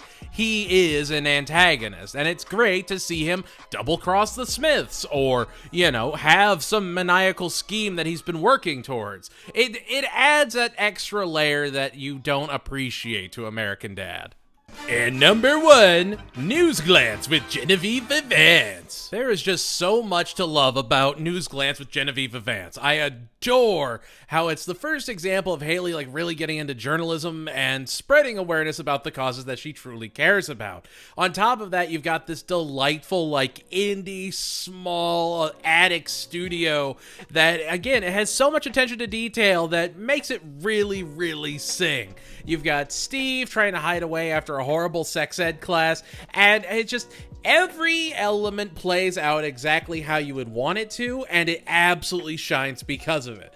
I know longest distance relationship should probably be number 1, but frankly, I'm not as huge a fan of it as I am News Glance. News Glance, I would argue, feels like a better potential season finale if you were never going to revisit Jeff again. If this was just, this is how we got canceled, this is where we went out on, I wouldn't have a problem with this episode. That is how solid it is. Now, obviously, barely even halfway through the series. There's still tons of damage to enjoy. But as far as the end of the Fox era, this is American Dad at its sharpest on Fox, perfectly polished and ready for a new audience. This is how you send off American Dad with one really, really solid last season. And I genuinely love News Glance. I have revisited it time and time again, and between Josh Groban and TJ Miller, who, I still say beer water. You can lead a horse to water, but you can't make him party. I love that. I love that so much. The whole episode just makes me feel all warm inside. I could watch it on a loop. And there we have it. That was my top 5 of season 9. It's season 10, the first season of the TBS era. So, what were my top 5 episodes of an adventure that was just beginning? Well, there's only one way to find out, so it's time to dive on into season 10. Number 5, LGB Steve. Between the cold open with Klaus and Haley to the absolutely beautiful A story of Steve just trying to figure out what's going on as he's just tossed around back and forth. There is so much to love in LGB Steve, and it was the first time that I really started to sink into the idea of TBS American Dad. This was not going to be the same as your Fox era. This is going to be wilder, more out there, more creative, and it's willing to take bigger and bigger risks. Yes, the demographic is much, much, much, much smaller going from broadcast TV to cable, but it also gives them a ton more freedom, and I think that's perfectly exemplified in LGB Steve, as well as I would say all the other episodes that we're going through, except for the next one, which does feel like peak Fox era. But LGB Steve, ironically, the B story I could not care less about. It's the one with Stan and Francine and Jesus is fixing everything, and they absolutely hate it until the point that he's just Kamehameha waving everything away, and it's it's fine. I think it was actually a Hadoken. It doesn't matter. It does not matter. None of that matters. But when you have Roger as the day manager, when you have Steve just trying to fit in, and then Haley just completely bungling it at every step of the way, and they're like, nah, you can come in, but we want Steve. Steve's our one. We're gonna teach Steve how to pickle. And it's just you know what? I like that. The musical number was fun. There's a ton of stuff to love in LGB Steve. And honestly, it's something that I kind of registered while watching this episode, but the animation kind of went up in quality. I don't know. It's fun. TBS era American Dad is not trying to overcomplicate itself, and it's just a celebration of the characters. I genuinely believe this is one of the strongest guest appearances, as well as one of the strongest Steve episodes of the entire TBS era. I keep coming back to this episode, and it's very easy to see why. It's just good television. Number 4, Roger passes the bar. I know the last episode of the Fox era was Blog Snarst, a love story, and I get Kim Kardashian is one hell of a guest star for any series. So if you're gonna go out on a bang, that is how you go out. But I don't know. When I was watching Roger Passes the Bar, I looked at this and I was like, you know what? You could put Stan's little "and that was American Dad" like book moment in this episode, and I think it would also work because it's literally Roger passing Roger's place on. Now, of course, he does get it back, and it's a whole thing. It doesn't really matter, but it is a fun episode of American Dad. The B story with Steve and the registered offender that they're helping with renovations is fine. It's, it's funny enough, but it's not why you watch. I genuinely believe this is one of Roger's strongest episodes in the entire show. And I know, again, it's like saying, Man, The Simpsons couldn't be anything without Dan Castellaneta as Homer. Like, I can't imagine. like, yeah, and water is wet. But, like, Seth MacFarlane, for everything people say about him, it's like, the man is creative. The man is an incredibly talented singer. He's an incredibly talented voice actor. And whether you want to admit it or not, he is a fantastic writer. And I genuinely believe that he really put in a ton of effort with Roger here. There are very few episodes where I could ever say that he might be phoning it in. And even then, it's, if I can only think of like 2 or 3 examples across over 300 episodes, that just kind of shows what a professional he is. And I don't know. I feel like we take it for granted. There's so many episodes of Family Guy. There's so many episodes of American Dad. But at the end of the day, we have to remember that a lot of this has come from the creativity of just a small group of people over, 20 to almost 30 years now. It's just, there's so much there to love. And I don't know, between Roger just going dive on in over and over and over again, to like his barfly Nick, who he gets all sobered up. He's like, no, we can't have that. No, I'm not letting it turn into a TGI Fridays. Like, it's just, yes, more of this, please. And then, A Boy Named Michael's fine. Blog Snarst is my least favorite. So in my eyes, of the 3, this is my send-off Fox episode before we get to TBS era. Number 3, A Star is Reborn. Look, not only do we have the absolute vocal chameleon that is Kate Mulgrew, it just also shows what an absolute Trekkie Seth MacFarlane is. I mean, not only does he have Patrick Stewart regularly on the show, but now he has Captain Janeway in a guest role. I don't know, that seems sus. I'm not saying the Orville just took a bunch of TNG episodes and updated them, but I ain't not saying that neither. No, I really, really love A Star is Reborn, and not only is Kate Mulgrew amazing in it, but you also get one of the last appearances of, Stan Lee, you get Carl Reiner, Mickey Rooney. It's just, there is so much to love here. There's so much heart. And then, hey, let's go see what the rest of the family is doing. Oh, it's just Roger crate training Stephen Haley because they took his episodes of Bones off the DVR. And that's just, again, it is a fantastical A story and a B story that's realistic with a fantastical twist. And I love those kinds of episodes. I love the extremes that this episode goes to, while also just, still being great classic American Dad. I could watch A Star is Reborn, honestly, 10 times in a row, notice something new every time, and not complain a second of watching it. I genuinely love watching this episode again and again and again. It is the definition of a comfort show for me. A Star is Reborn is just, it's another great celebration of the show. They're doing wild things, they understand they're on TBS, and they are taking it and running with it. I mean, this episode, people don't think about this, but this episode is almost a decade old. It came out in 2015. Like, people tend to forget that American Dad's been on TBS longer than it has been on Fox. Like, it's genuinely jarring to look back at this and go, oh, right, this was only in season 10 of 18. And it's still one of the best episodes that holds up the strongest out of the entire 300 plus episode batch.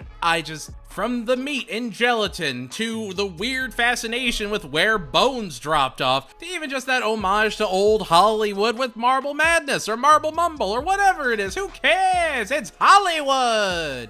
It's just, yeah, no, A Star is Reborn not only builds on Stan and Francine's relationship, shows that they love each other through generations, but it also just gives us a really fun, really nothing Roger, Steve, and Haley episode, where of course he got them the right state quarters. They would have known.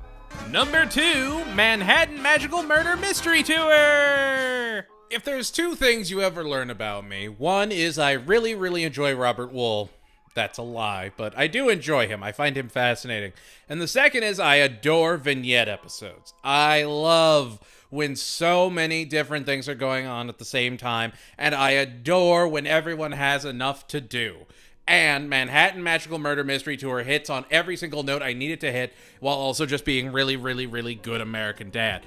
You've got Wheels in the Leg Man. You've got Angelica Houston. You've got Francine being F.R. Rancine in softcore murder mystery. All of that's amazing.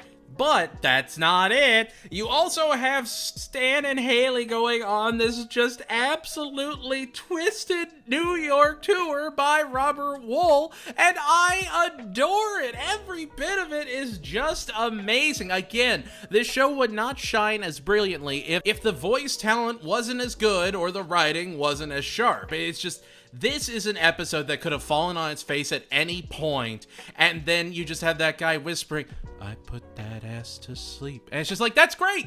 That's amazing. That's exactly what I need out of an American Dad episode. That is peak daddage right there.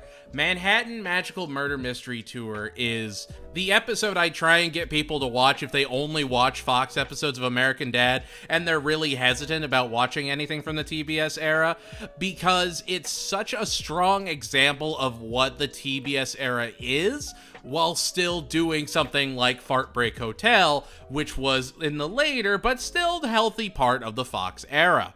It still has that reminiscent memory of what old American Dad was, but this is an evolution on that formula. I don't know. Again, I swore that was James Patterson every time I watched it. I thought they actually got James Patterson, and they didn't. They got probably the best impressionist possible, because I thought it was him. Legitimately. Like how everybody thinks it was DMX in the insurance stuff, and it wasn't. Like, that was me. That was me with him. But it's a wonderful episode, and I'm really upset it doesn't get more attention. Number 1, American Fung! This will probably be my most controversial top 5, much less number 1 picks. But I really, really love American Fung. I adore meta-comedy. I adore the idea of doing something so weird and fanciful just for the sake of doing it. I am a huge Andy Kaufman fan, so I love that sort of experimental comedy. You know, that Tim and Eric, that Check It Out with Dr. Steve Brule. I wish I could talk about that on this show. It's just, it's good stuff. And so, like, American Fung, like I said in my longer video where I go way more in depth, it's just, even from the credits, they are in on the joke. They are going all in on this idea that American Dad has been bought, and he is in the credits. And at first you're like, oh, he's just in the credits. He might pop up here and there. And then about halfway through the episode, everything just falls off the rails. But it's all intentional. That's the thing that makes meta-comedy so hard, and that's what makes it so underappreciated, is that to the untrained eye, and I know this makes me sound super elitist, but I promise you, it's not. It's once you study meta-comedy, once you study experimental comedy, like I Think You Should Leave, or again, Tim and Eric, you start to understand that tempo. And when you're watching American Fung, it never breaks that tempo. And that tempo is something that is usually set up by like live action actors because it's easier to get those different emotions across. However, this just really hangs on the vocal performances, and they stick the landing every time. I love whenever Fung comes on and they're like, Fung Hua water, that's so refreshing. And just all the different cuts, and it's just, it's, if The Simpsons did it or Family Guy did it, I feel like they wouldn't let the joke breathe. I feel like it would be all the way straight from the get-go. It would be complete garbage. But American Dad, like I have said 1,000 times, trusts the viewer. It trusts you to just go along for the ride and understand that they know what they're doing. And they do. I've seen people say, like, the Stan and Francine story's not great. I'm like, yes, no, it's really not. But that's so not the point of the episode.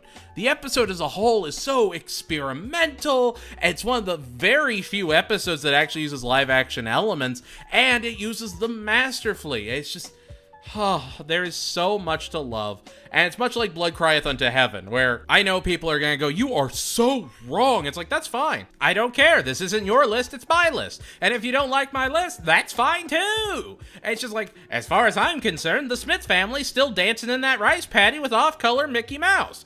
It's just, I adore American Fung. I adore American Fung in a way that, like, the first time I watched it, I couldn't believe what I watched. That was the only episode of American Dad I watched the premiere, and then I immediately rewound it and watched it again. And I was laughing so hard, I was crying. My buddy and I were pointing out all the different details we were noticing, and it was fantastic. American Fung betrays conventional ideas for the sake of being experimental and weird. And while that's not for everyone, the fact that they did it with such a nuanced and delicate touch shows that the writers of American Dad are absolute pros that need to be commended. Like, I know I've bashed Mike Weitzman a lot, but he is a talented person. He's a very talented writer. Everyone is a talented writer on that show. It's just American Dad has succeeded this long because they make risky episodes like American Fung. And there we have it, gang. That was the first TBS season. All in all, yeah, the first TBS season was really, really solid and still had that sort of Fox feeling to it without being completely unoriginal. It felt like they were still branching out and trying new ideas, and I am here for it. While next season we'd get the Bazooka Sharks and a bigger Langley, I'm actually very happy with what the first season gave us. It's season 11 time! Yay!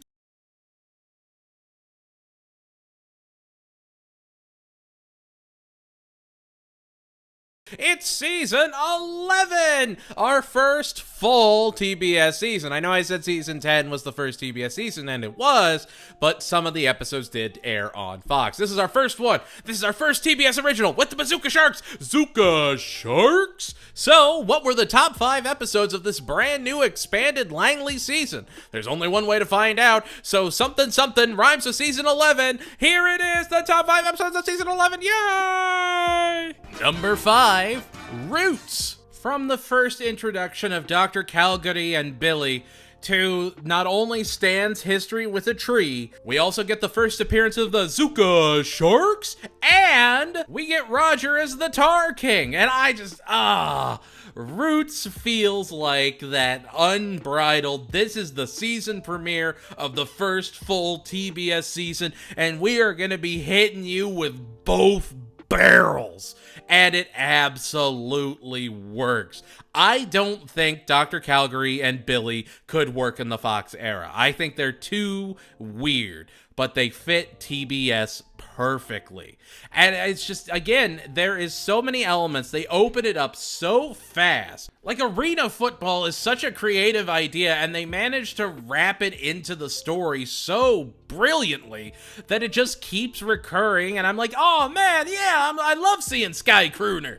Just out of nowhere. I would have never thought an XFL knockoff was gonna do that well or entice me to keep watching American Dad, but it does. It's just, Roots is something special. Roots is truly something genuinely special. On top of, Stan finding love in a tree, but him also understanding the importance he has in Steve's life. You have his conflict with Roger. And then, of course, the A and B stories tie each other together, and you get a wonderful episode at the end of it. It's just, if you're gonna entice someone on a whole season, Roots is how you do it. Roots is a perfect season premiere. Number 4, The Devil Wears a Lapel Pin. The first time I watched this episode, the B story blew the A story out of the frickin' water. It was not close. And if you don't remember, the B story of this episode is Roger gets a discovery card and tries to find a place that accepts discovery. That's where you get To Me! That's where you get him getting his towel and trying to escape the debt and running into like this 90s mall. And all of that is glorious. Steve along for the ride as Roger uses his discovery card in the most absurd ways. And that's great. That's absolutely wonderful, and it just absolutely pulled me away from everything else in the episode. But every time I revisit it, I keep getting reminded that the A story is actually really good. It's actually probably one of the strongest Haley and Stan episodes of the TBS era, because it talks about how Stan was overly critical of Haley. It focuses on her wanting to get revenge on him until she sees how much the project means to him. And that's such a beautiful mixture of the things that we've seen before. It's such a beautiful play on things like She Will Survive. It really elevates the characters as a whole. Also, I love that Jeff is just along for the ride the entire time. He is out here getting gored by bulls, getting torn apart by Bullock, and just absolutely mutilated to help Haley get her revenge. And it's wonderful. Like, that is a devoted husband right there. I don't know. I like Jeff. Jeff has become such a mainstay of Smith House, and I think The Devil Wears a Lapel Pin is a perfect example of why. He is such a wonderful accent to stories without taking away from them. Even if Jeff has like 8 or 9 lines in an episode, you can bet Jeff Fisher is making sure each of those lines is full of good stoner comedy. It's just The Devil Wears a Lapel Pin not only has great musical numbers, the B story is fantastic. Just like absolutely outstanding. I was gobsmacked when I saw it the first time. I was utterly gobsmacked. I was like, what the heck is this? What the heck, bro? It's just good TV. It is just good TV. Number 3, crisscross applesauce. Admittedly, unlike the last episode where I was like, the B story's amazing and the A story is also amazing, the A story on this episode is fine. The A story, would make the episode as a whole like an 8 out of 10. It is perfectly salvageable. It is Stan teaching Roger how to actually be normal, how to be on his level and not some absolute MVP. And that's fine. You got not Yao Ming and not Shaquille O'Neal teaming up with them to do a basketball tournament and all this. And that's fine. But the B story is where this episode sings. Much like American Fung, again, I love when American Dad is experimental.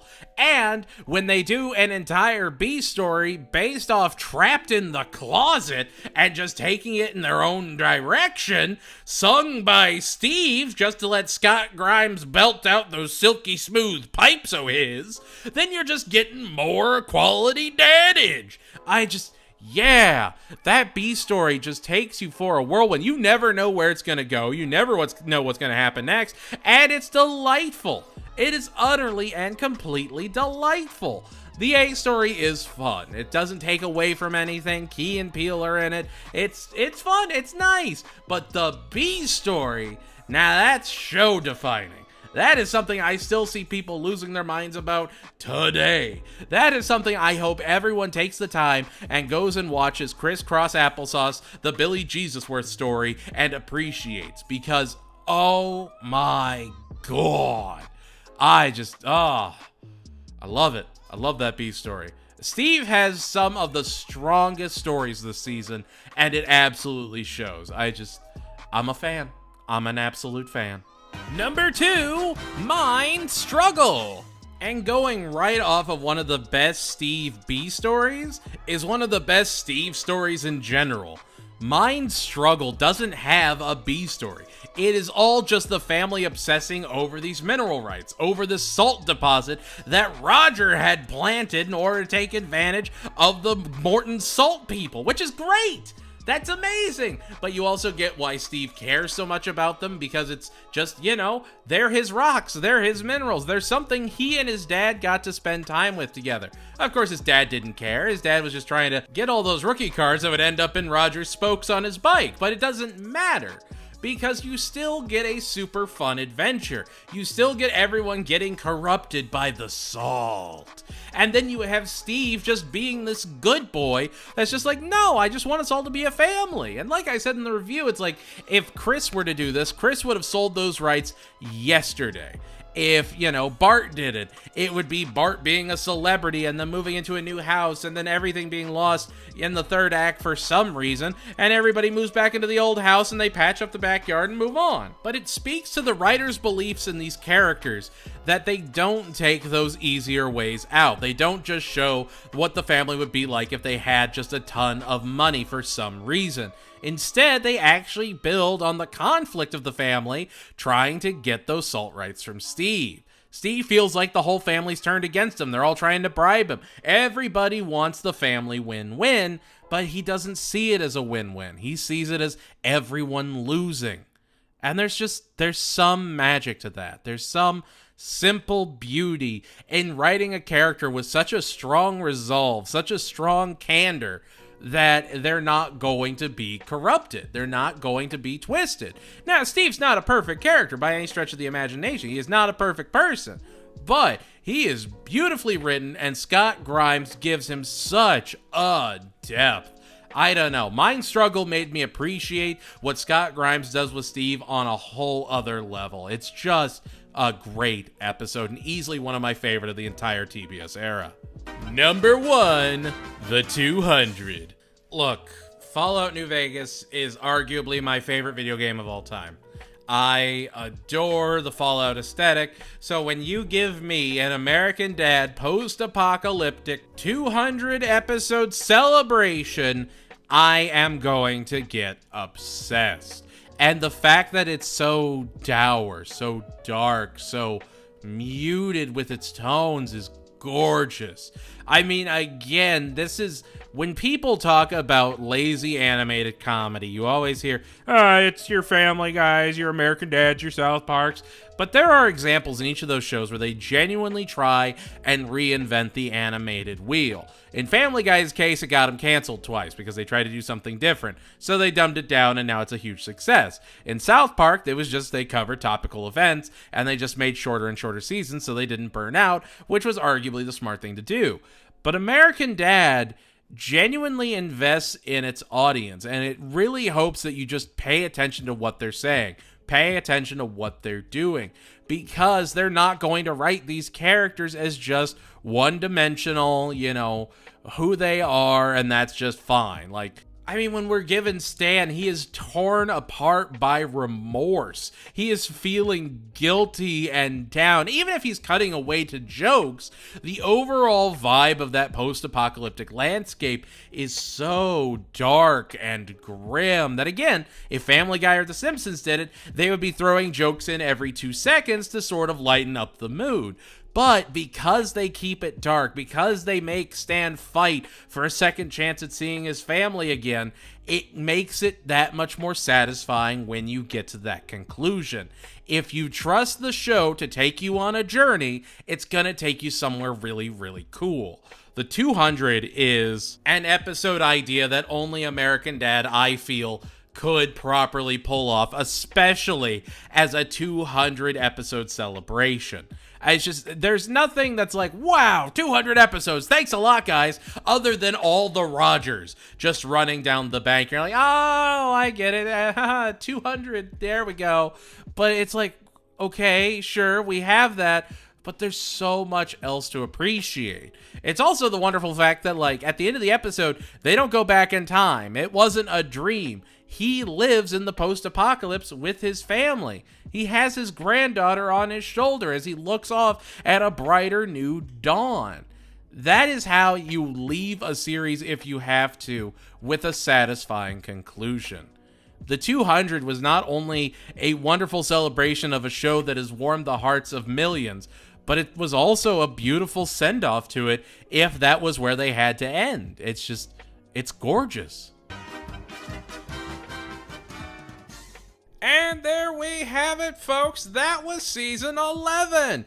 ultimately, season 11 was, it was just showing that they still knew what they were doing and they were crafting something special for every true dadder out there. Between the introduction of the Bazooka Sharks, as well as the just absolute brilliance of the 200, season 11 just showed that, there was a ton of momentum still to go, and we still have another 7 seasons I'm actually excited to keep talking about.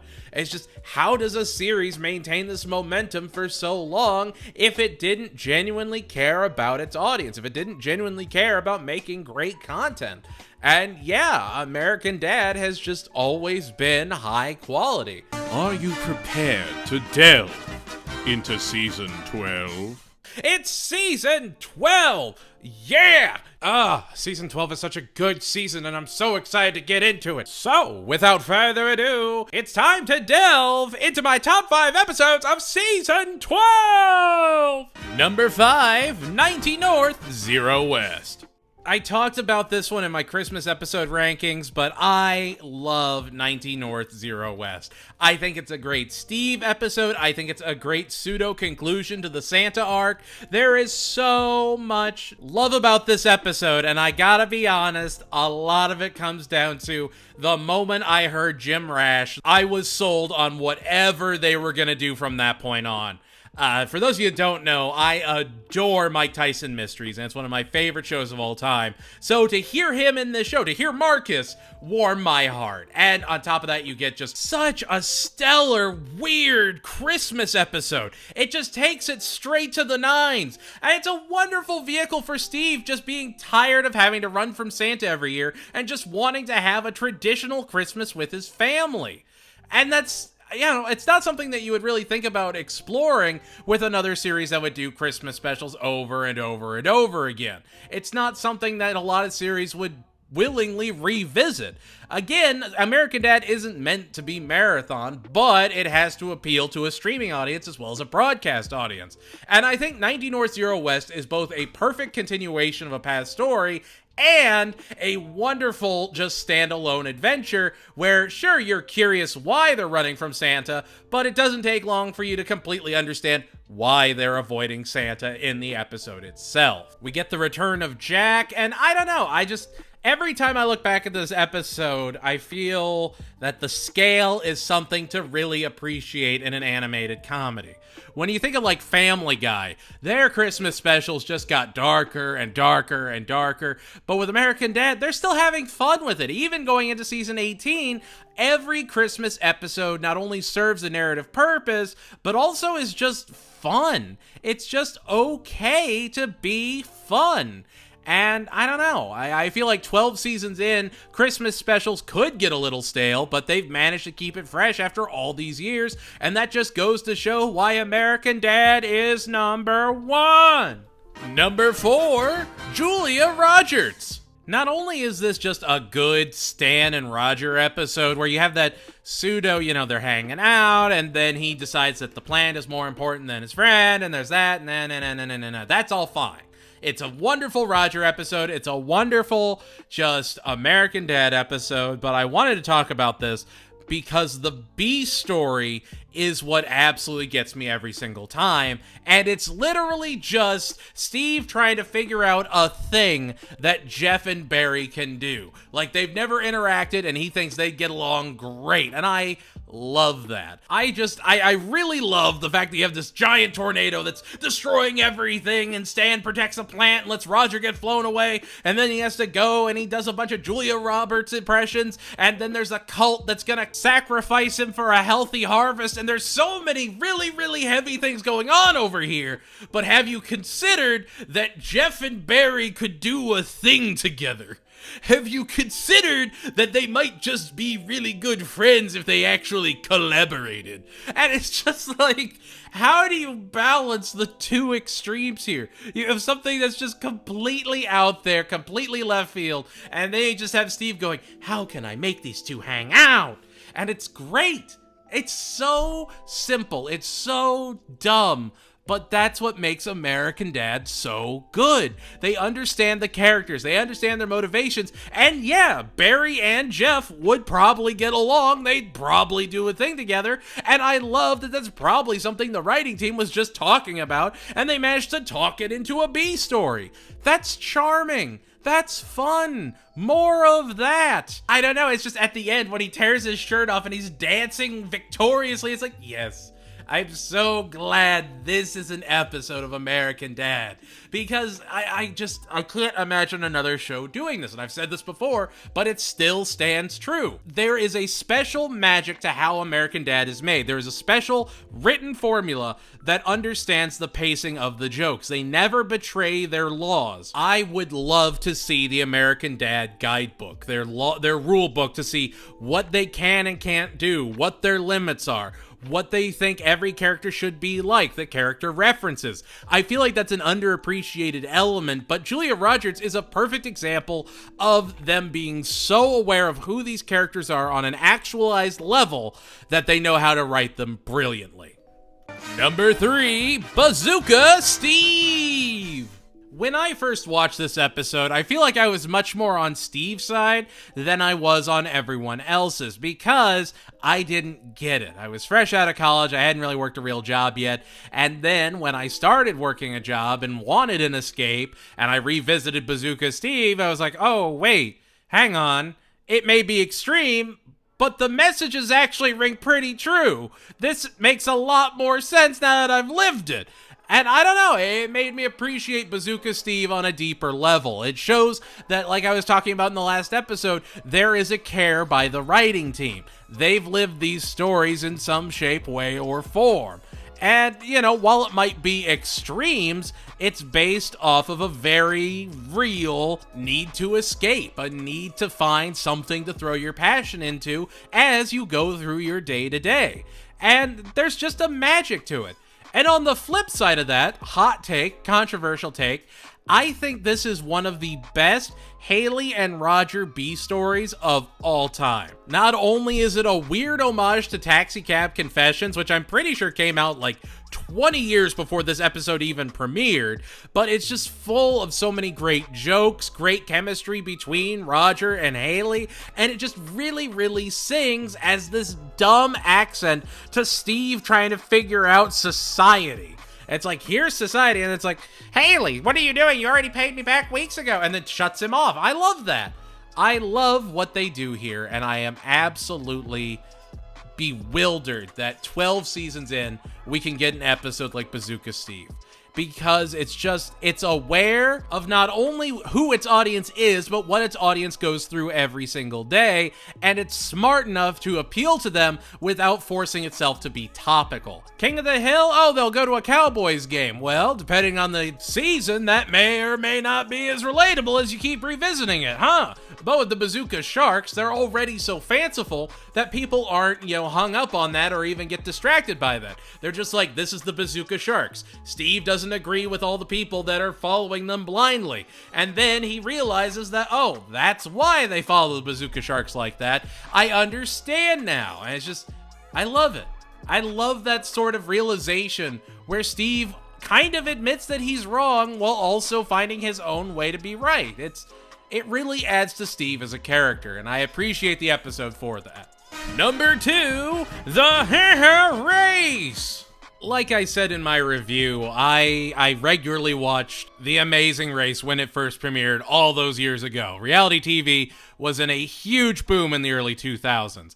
And so watching this episode, it had a very oddly nostalgic feel to it. And I think, again, that goes to the huge celebrity cast at play for this episode. Not only do you have like Bear Grylls, Sarah Chalke, and Phil Keegan both in the episode. And I love that. I love the attention to detail. I love that it's a great Stan and Haley and Francine and Steve episode. You always see Stan and Haley butting heads, but here they're genuinely working together. They're genuinely bonding, and it's a wonderful display that she very much is Stan's daughter. And we've seen inklings of that as early as the first season, but it's just wild to me when you compare it to like Family Guy and Peter's relationship with Meg. In the beginning, their relationship was relatively fine, and as it's gone on, it's just become almost a mockery of that initial idea, whereas Stan and Haley, that relationship has arguably gotten stronger and weaker, but it's always been there. There's never been a question that Stan loves his daughter, and I think this episode really exemplifies how similar both he and Haley are, and Francine and Steve are. As a whole, it shows them as a wonderful family, and then it just cuts to Klaus being great. Just him watching on TV and commentating, and I love that. There is so much to just love about this episode. It's another great, TBS introduction episode if you want people to just see what New American Dad is like. I know people have asked, what's the difference between Fox era and TBS era? And it's very minimal. But if you marathon the show from the early seasons into the TBS era, you start to see those subtle twists, those subtle additions. More swearing because they have to deal with censorship, more out there references. Like in I think it's season 16, they make a Leon the Professional reference, which is very, very, very niche, and they never call attention to it. Now, sure, they'll make other references like the Ninth Circle way back in A Boy Named Michael, but they're still trying to be creative and weird in a way they would probably not have been allowed to be on Fox or have been as positively received as on Fox. It's just, I don't know. There's a lot to love with this episode, and it's a great symbol of what the TBS era is. Number 1, The Long Bomb. I really want to thank a commenter because they actually pointed out to me that The Long Bomb is actually a parody of the Jean-Claude Van Damme movie Sudden Death, which, it's no blood sport, but it is one of my favorite Van Damme movies, and to know that The Long Bomb is a parody of it makes The Long Bomb 12 times better. This is easily in my top, honestly, I'll say top 5 episodes of the entire series. I would say this is one of the absolute peaks of American Dad, and largely due to my absolute love of the man, the myth, the legend, George Lowe.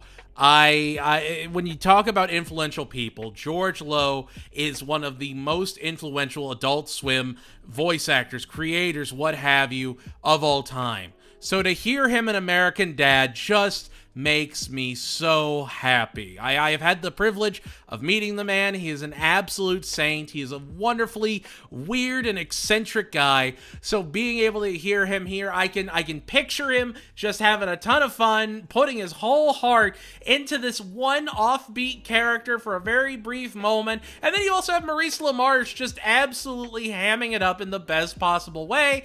And it's such a fun episode. Dietrich Bader comes back.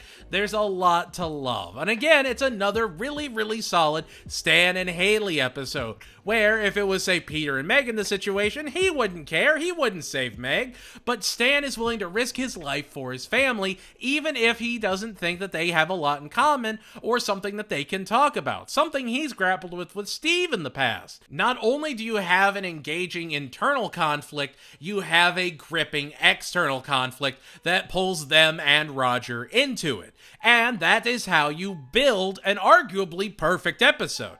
I can't think of a single flaw to this episode. I can't think of anything this episode does wrong at all.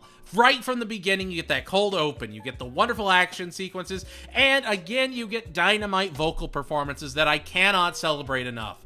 There is just, It is just such a perfect episode, and it breaks my heart that more people don't talk about how wonderful The Long Bomb is. And there we have it. That was my top 5 of Season 12. Overall, between the celebration of legendary voice actors, phenomenal guest cameos, and just really, really great stories, Season 12 has a lot for you to love. There's some great episodes, and then there's just some brilliant ones. The Long Bomb was, and forever shall be in my top 5 American Dad episodes of all time. And you need to put some flowers on George Lowe's name. That man is a legend.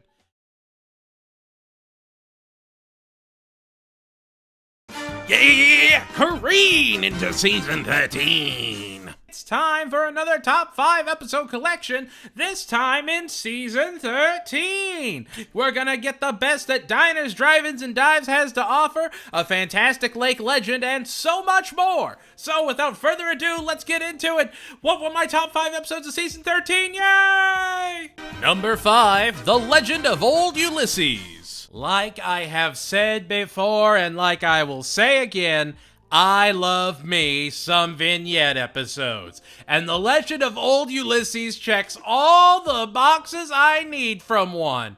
From energy drinks and weird, like, Sleepless in Seattle references and You've Got Mail with Tuttle. It's just, yeah, I love how much they use Richard Kind, especially later on in American Dad. Like, when we first got Tuttle, he was fine, he was whatever, but now we have gotten Sad Fatty. Now we have gotten this just wildly eccentric character that fits in their neighborhood. He fits as a perfect neighbor for the Smiths. And having him go out on adventures like this and engaging with like Snot, I think is really, really great for his character. It shows that they're willing to invest more and more into Tuttle. And on top of that, we get Curtis Armstrong doing a fantastic performance as Snot, and again, a great Steve and Stan adventure, while also having Francine and Haley going crazy with Sun Madness. There is so many elements to appreciate. On top of, I even talk about Roger being a cycling instructor that doesn't know how to ride a bike. That's so dumb it works in all the best ways. Like, every point you look at it from Halliburton, it just absolutely shines Halliburton. I'm sorry, gang. I know these aren't being very critical, but it's the top 5 episodes of American Dad seasons. Like, at the end of the day, these are always going to be different for different people. But between the musical numbers, again, the wonderful performances, it's hard to not see why someone wouldn't put this in their top 5 list. It's just such a strong, cohesive episode, and I genuinely appreciate how experimental they still are 13 seasons in. Number 4, Paranoid Frandroid. If this episode is not on my top 5 list, assume I'm a body snatcher.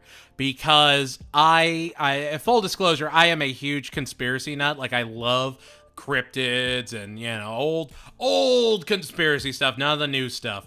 But I always thought that, like, Smoking Man, you know, X-Files kind of identity was so cool. I thought that was neat. So to have someone like Stan be the executive producer on Morning Mimosa and actually, like, gaslighting Francine, I think that's wonderful. I think that's a cool idea, and I'm so glad they did it creatively.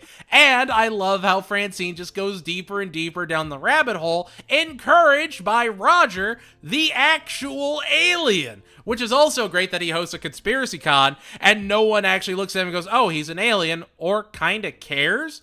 Like, we've gotten to a point where Roger could just walk outside and they don't worry if his persona falls apart because we've already established that people can't see through his personas, which is a very, very smart writing device to give them more freedom with his character. It makes him more than just an alien in their attic. And I really love that.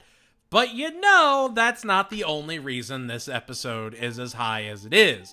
You know, that's not the reason. No. See, this is a wonderful Steve and Klaus adventure because Snot's mom is dating a man that lives in a Chesterbrook townhouse, and he's willing to give Snot a super cool basement to trick out and get chicks. And that is amazing. Every bit of the Chesterbrook B story is fantastic. Even if Snot is just freaking out at the end, he's like, what is happening? What is going on? Like, that is great. I love subversive comedy. On top of that, you've got Stan's boys actually feeling guilty about trying to keep him distracted while they take out Francine. And I don't know. I think that's a nice twist. I think that's great that Stan has his boys. Sure, they're the CIA boys, but they're the good time boys that Stan needs in his life. And it's fun. It's sort of like Can I Be Frank with You? Except it doesn't wholly involve Francine in it, and I kind of think that makes it stronger because it's just showing them being bros, and I like that. I like that Stan has bros. Paranoid Frandroid is just, it is one of my favorite episodes, and if it's at number 4, you can only imagine how stacked the season is. Number 3, Death by Dinner Party. If you don't love the Colonel, you don't love American Dad. There is no feasible way you have gone through 200 plus episodes of American Dad and the Colonel isn't your favorite character.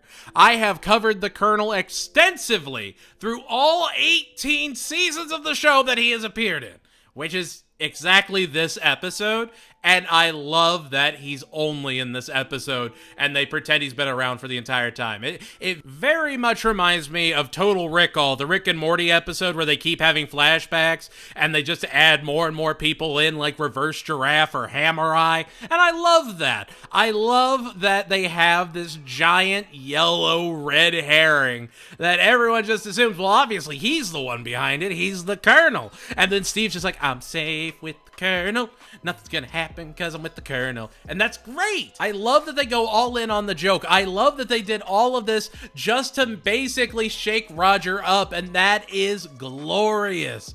There is so much to love about this episode, and I appreciate that it doesn't treat the audience like they're stupid. It doesn't hand feed them the twists. It lets them figure it out in real time, especially, and I talked about this before, but with the Jeff moment, when Jeff just disappears, and you as a viewer don't even notice it until Roger points it out. On a lesser show, they'd have like red arrows flashing like, he's gonna disappear soon, careful. But here, they're like, look at me do it again. Boom, there he is. Don't you feel dumb right now? And then you laugh because you were dumb. I'll admit it, I never noticed it, and I rewatch this episode monthly almost.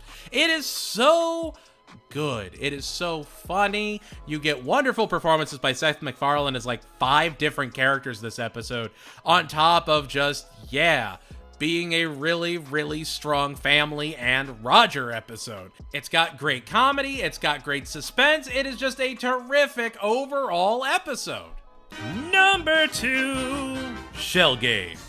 But even Death by Dinner Party, even one of my favorite American Dad episodes of all time, does not hold a candle to the bird-watching buddies of Shell Game. I mean, oh my God, this is a perfect episode. This is one of my favorite episodes of all time.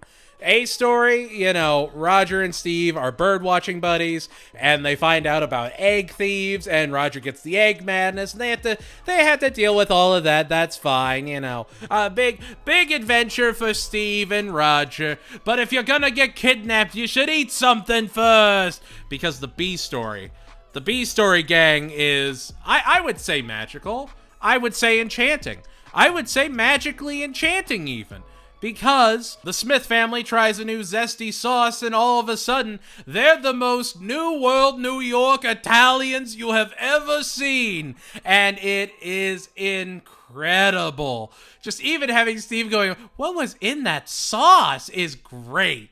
It is so absurd in the best possible way. Oh, I love this man. There is so much to love. There is so much fun and just general whimsy. We don't use the word whimsy enough, but there's so much whimsy in Shell Game. And I say that as several men run off a cliff to their doom in this episode. But it's fun, it's dumb, and it's so celebratory of how dumb it is. And it's just, I love it. I love Shell Game so much, and I love that Stan and Francine are just so uninvolved with everything else going on. I adore that it's mainly focused around Steve and Roger, but it takes enough time to let the zesty sauce breathe as just a bunch of really quick jokes that somehow twist into the A-story. Again, Steve's flashback is classic. It is just, I am swimming in a bowl full of love. Perfect episode. Absolutely just, I'm going to hit it with the and hit it with that quintuple chef's kiss. That's 5 chef kisses out of 5. Number 1, Flavor Town. While Shell Game will have a very, very, very special place in my heart, there is no episode I truly love more for the most selfish reasons than Flavor Town. When you sell me, Guy Fieri inhabiting Jeff's body because Guy Fieri is an eternal, like, gluttony demon and party demon, that just sings for me. That is how you make a perfect American Dad episode to me. And, like, the B story of Roger and Klaus being valets isn't horrid. It's actually kind of creative and fun, sure. But also, I just really love how Stan and Jeff interact in this episode. And then, boom, it's just, Sammy Hagar loves poblano peppers. And it's like, yes, give me more Fieri-isms. I need to see the demon Fieri. I love it. I am a huge dumb food show fan. So if you give me Guy Fieri, if you give me Alton Brown, if you give me any of the Food Network crew, you've got my attention. Now, granted, I wish Guy Fieri was actually in this episode like he is the Great North for some reason, which is still weird, but it's still just good, dumb, Stan fun. It is a dumb episode built to be dumb and celebrate dumbness. It's just, I love it. I love it. It is so good. Flavortown is easily one of my favorite episodes. I don't have to explain it. I know it's dumb. I know you'll all disagree, and that's fine. It is definitively my episode. Probably top one of all American Dad episodes above Rabbit Ears and Gold Top Nuts, just because it's Jeff being possessed by the spirit of Guy Fieri, and the absolute absurdity of it all is enough to make it my favorite episode of the entire season.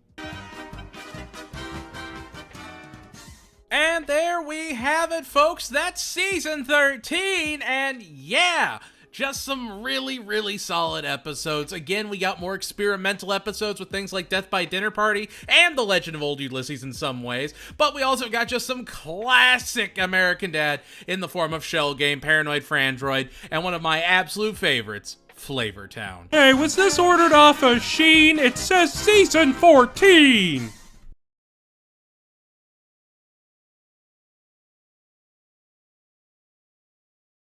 It's season 14! Woo! What are my top 5 episodes of a pretty legendary season? Is it when the family buys Stomp? Maybe it's their fascination with ham. Who knows? Let's get into it. Top 5 episodes of season 14. Let's go!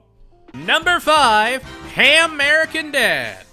I love a really good Stan and Roger episode, just where it's almost just them and no one else for them to just play off of each other. I think that's when Seth MacFarlane has the most fun with the characters. Sort of like a Stewie and Brian episode, where again, it's just him playing off of himself. And I think American Dad, or Ham American Dad, whatever, just perfectly exemplifies that. Because you have Roger feeling jealous that Stan's part of a group and how he just wants to fit in and do stuff with Stan, and Stan feels that Roger is always going to take his glory. Both are valid. It's actually a very interesting twist on it. Both are in the right in some way until Roger just keeps spiking the hams and they just can't make any progress forward. But I love it. I think it is a fantastic A story, complemented by a wild B story where it's just Francine trying to scare Greg. And I think that's great when she's got the axe and she's just walking over and then just bam, she gets hit by a truck. And that's beautiful. That is how sure, he was scared. He was terrified. He just saw someone get sideswiped on the side of the road. And it's, you know what? She got it, though. She got him spooked. And it's just like Roger's weird Chicago ham song. And it's just like, you know what? This is fun. This is exciting. I like all of this. I am thoroughly entertained with everything you've thrown before me, American Dad. I salute your slorts. Ham American Dad is good, dumb Stan and Roger having a classic adventure, much like A Piñata Named Desire or even Footsteps later on.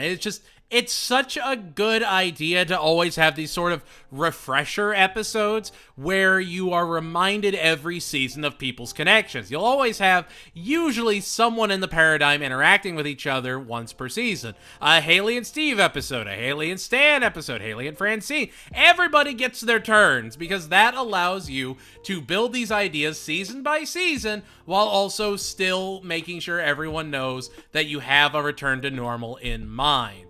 And American Dad is just a perfect example of good American Dad.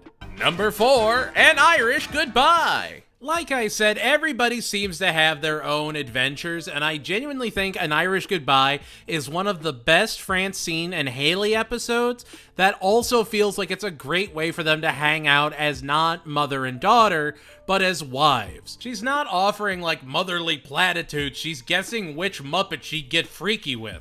And I don't know, I appreciate the evolution of their friendship, as Haley is very much an adult and doesn't need those little like childish anecdotes. She can handle real conversations, and it's, you know, real conversations with Francine, who, while isn't like an idiot, she is a little eccentric. So what you're getting isn't necessarily great advice, but it is fun. Especially when it's put up alongside Jeff and Stan genuinely having a good time and hanging out together as fur traders. It's great. I also love the return of Maurice LaMarche. I just love hearing his voice. He's a fantastic voice actor, but I grew up on Futurama, so I'm absolutely going to be biased with him.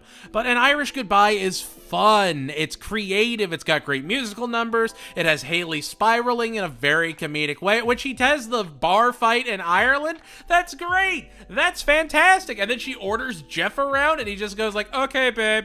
Like, that's, I don't know. Realistically, you could put American Dad and An Irish Goodbye in either spot, but the gap between number 4 and number 3 is so vast that they might as well be in different seasons.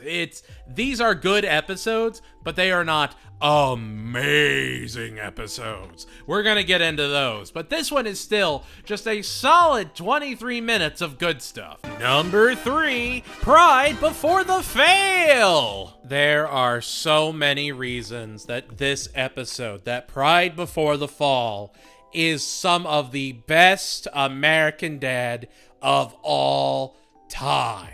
Not only do we get guest star Kathy Najimy, who is absolutely amazing and made me want to go out and grab myself a Yoshinoya beef bowl so they can get to Yoshinomi. I love, it's like George Lowe in The Long Bomb. I adore hearing her. I think she's a ton of fun.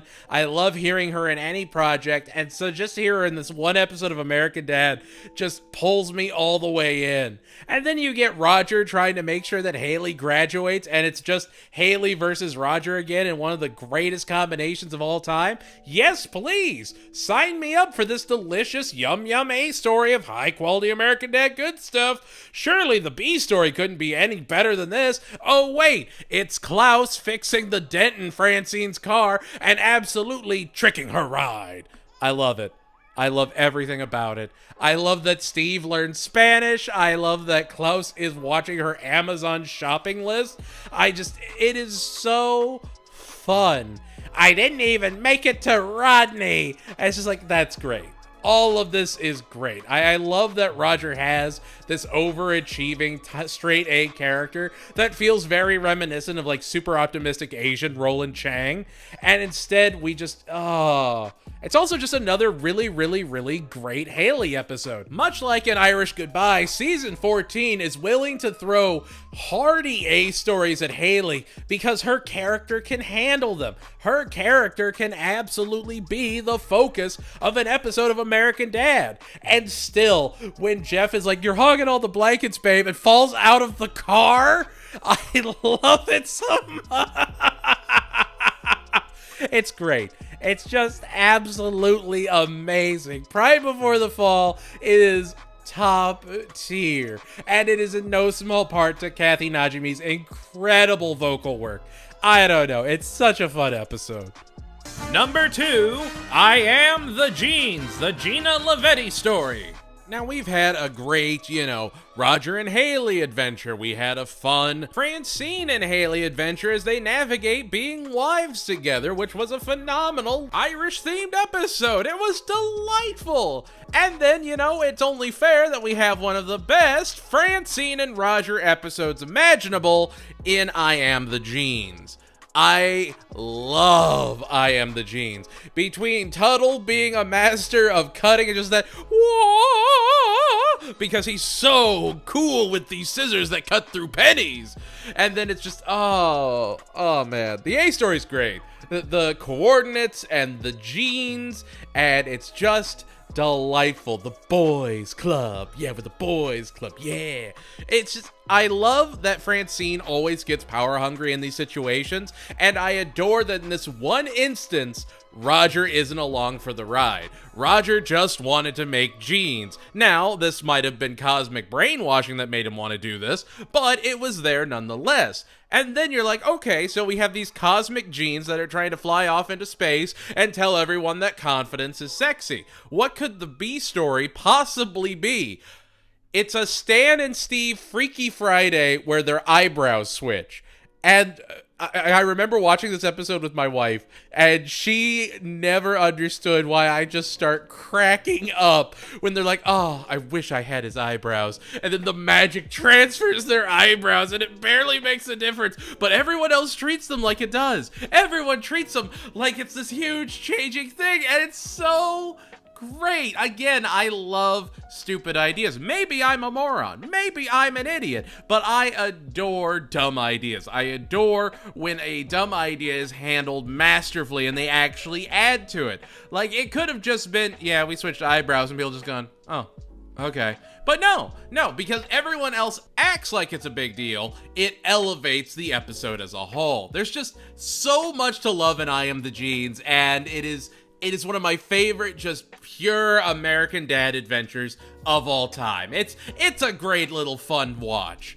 Number 1, Rabbit Ears. You know I had to do it to him. You know I had to put this in here. Yeah, no, how could I not? It's Rabbit Ears. Rabbit Ears is... I remember watching it the first time, and I was just absolutely mesmerized. I remember I had just watched the Jordan Peele version of Twilight Zone, and I thought that he was an excellent host. I thought that he channeled that proper energy for it, but all the side stories were just kind of okay. They weren't classic Twilight Zone, and I think a lot of that was just personal preference, because it seemed like it was more along the lines of the 90s Twilight Zone, where it had Katherine Heigl taking out baby Hitler. But I would have loved if it was good black and white and had, that sort of retro charm to it. I think that would have been a really cool and interesting take. And then I watched this episode of American Dad where he gets pulled into this giant, CRTV, and I'm like, okay, this is actually really cool, though. And then you find out the monster is played by Chris Pine, who is just absolutely owning it. We always talk about how great of an actor Chris Pine is. He's in all kinds of hero movies. He does all kinds of roles. But he is actually a phenomenal voice actor. And hearing him in this episode, it's almost unrecognizable. And I really appreciate that the B story of Roger being a baby does not cut into the A story's time. They don't focus on it a ton, and it just gives you time for Stan and Tuttle to get more and more lost in this Nighthawk's hideaway. I know people don't believe me when I say Rabbit Ears is transformative, but I genuinely believe it's one of those Toriko menu items that once you add it, it's if you watch this, you will better understand who I am as a person, because this has helped me become who I am today.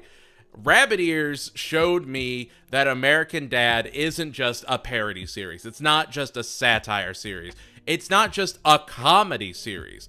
American Dad is truly creative adult animation. I could sing the praises of Rabbit Ears, but you really just need to go back and rewatch it yourself, because every time you watch it, you discover something new. You discover a different trick. When the camera bot comes in, I thought that was so cool. It's so funny, because American Dad very rarely breaks the 180-degree rule. They never try and manipulate the camera without purpose. They're never lazy with it. They are always aware, and I honestly think they treat staging for a scene like they would stage a sitcom. They make sure that everyone has tabs. They're always following them while they're being animated. And it sounds really, really dumb, but it's that natural movement. It's that natural direction that makes American Dad so relatable. And then in Rabbit Ears, it's one of those few instances where they do flip the camera. but they're showing you why they're flipping the camera. They're showing you this encroaching darkness that Stan and Tuttle have to escape from. And the best part about this, and the part that you're going like, wait, academic, what are you talking about, is there's not an actual camera. But they treat it like it's being filmed. They treat it like it's being shot from all these different angles. I don't know. I appreciate the professionalism there. Even Family Guy still does this. It's just, it is a care that you don't see lesser series take. And I don't know, I really appreciate the use of angle changes in Rabbit Ears. I appreciate the use of music in this episode. I mean, the background music is so well composed. There's so many ways to love this episode. It is easily one of the most experimental American Dad episodes, and had any element broken or just not worked at all, the episode would have failed as a whole. This was a perfect juggling act that turned into one of the best weird episodes of any show ever made. I gotta be honest, if you didn't think Rabbit Ears was gonna be number one, that's on you. Rabbit Ears is a transformative piece of media, and I'm just glad I got to talk about it. Season 14 is, just more good daddage. You know, I could sit here and talk about all the worst episodes of every season, but that doesn't do a show like American Dad true justice. Between things like Irish Goodbye, Pride Before the Fall, and American Dad, there's just a lot to love. And in season 15, we get some really odd references and one of my favorite episodes of all time. Rhyming is hard. You having a good day? Here's season 15.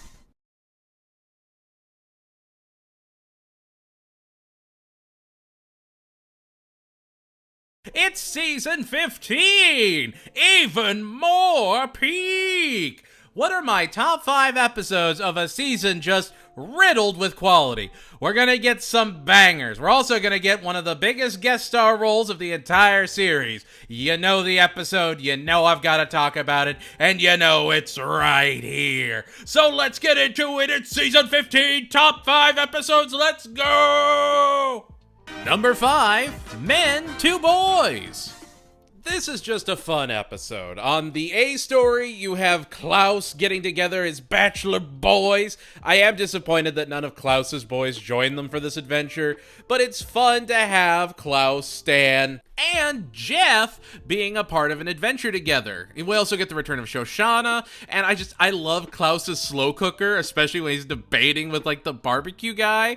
It's like, can it cook it in 9 hours? I see what you're doing. 6 hours? It just keeps going down. And it's delightful. It is so fun. And then the B story has Haley and Francine getting a male stripper.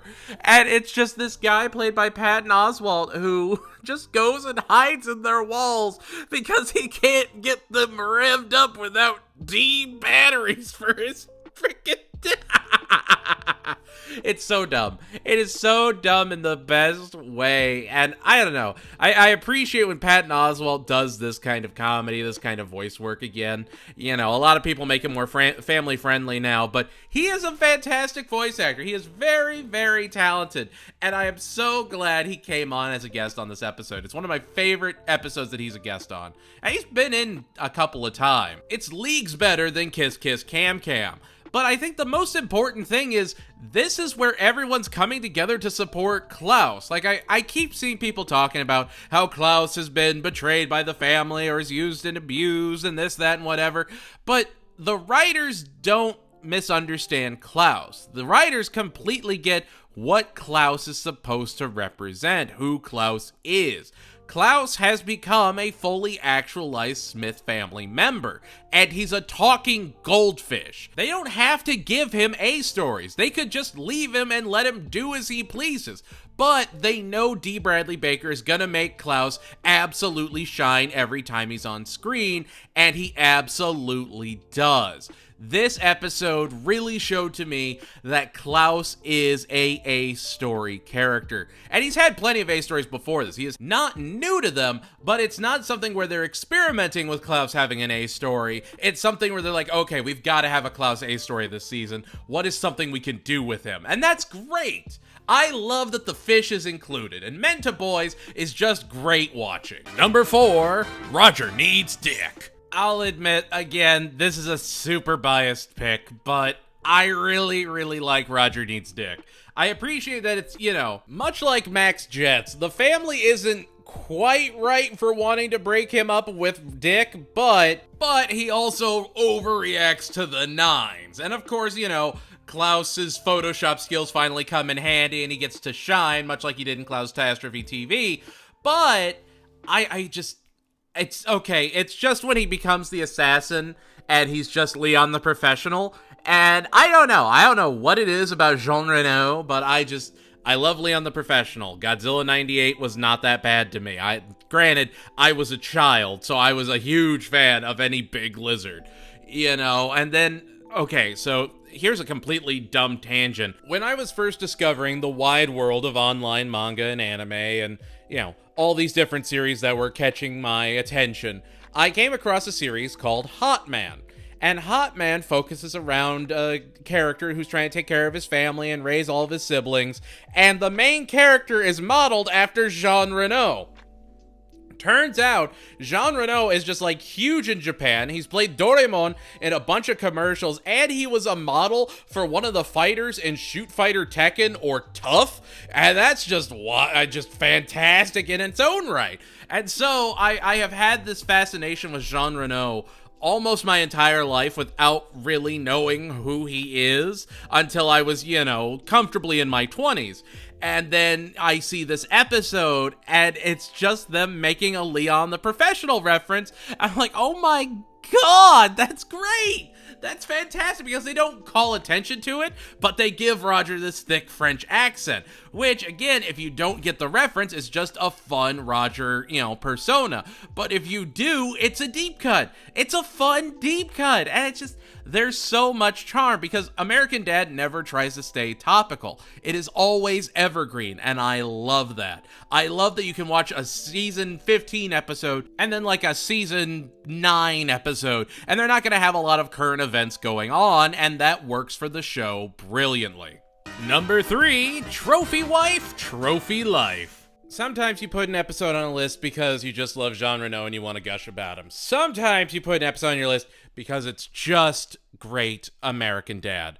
And I kind of love everything about Trophy Wife, Trophy Life for all of the right and wrong reasons. Not only do we get a Nicole Byer redo, where she is phenomenal, because of course she is.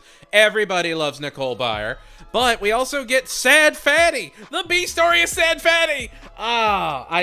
Between Stan getting crushed by a satellite and getting all those bars as it's coming careening down, which obviously not how it works, but it's funny. It's fun.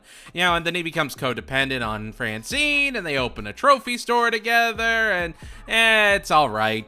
The thing that sells the A story for me, though, is the truck driver that's like, I'm gonna get you, Pickle Man!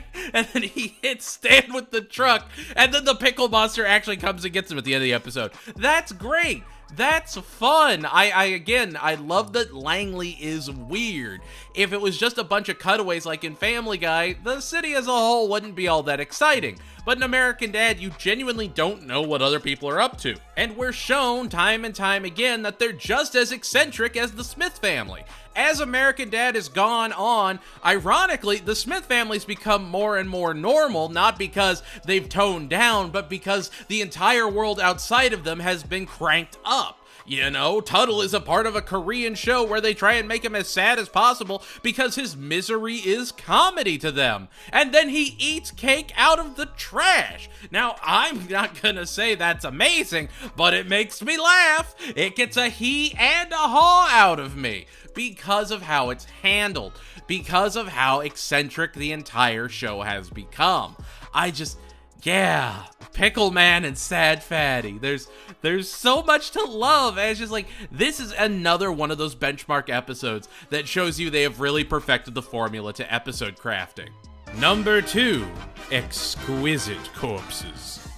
This is such a weird combination for an episode, but I really, really kind of love it though. It's a Francine, Roger, and Jeff episode where they get a bus and take people to the RB Burger Killer crime scenes so that they can see them all.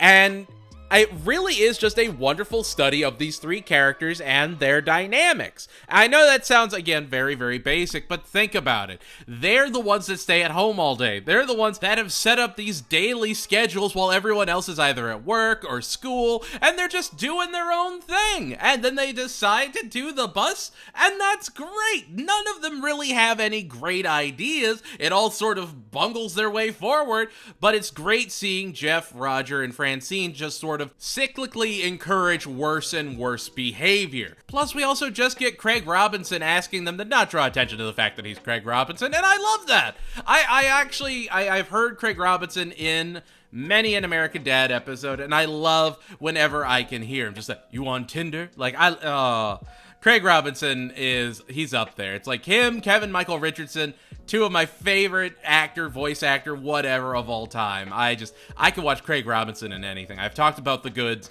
many a time, and that was probably the first time I fell in love with his acting and his comedy. He is a fantastic comedian if you've never seen his stand-up. But Exquisite Corpses is just fun, and I love that it's not saved by Stan, Steve, or Haley. It's saved by the people finally getting to relive their dream that they've always wanted to accomplish of just, killing a guy. And that's great. Again, it shows off that Langley has gotten weird. I also really appreciate that one of them is the teacher from the Seven Fires episode. And I keep imagining her like going to a cooking class after taking out the RB Burger Killer. And it's such a fun episode that never takes itself seriously, even as they're hunting a serial murderer. I love it. Also, David Herman's in this episode. It's fun to hear him in something where he's not like every fifth character. He's just one of the cops, and that's fine. And I love that.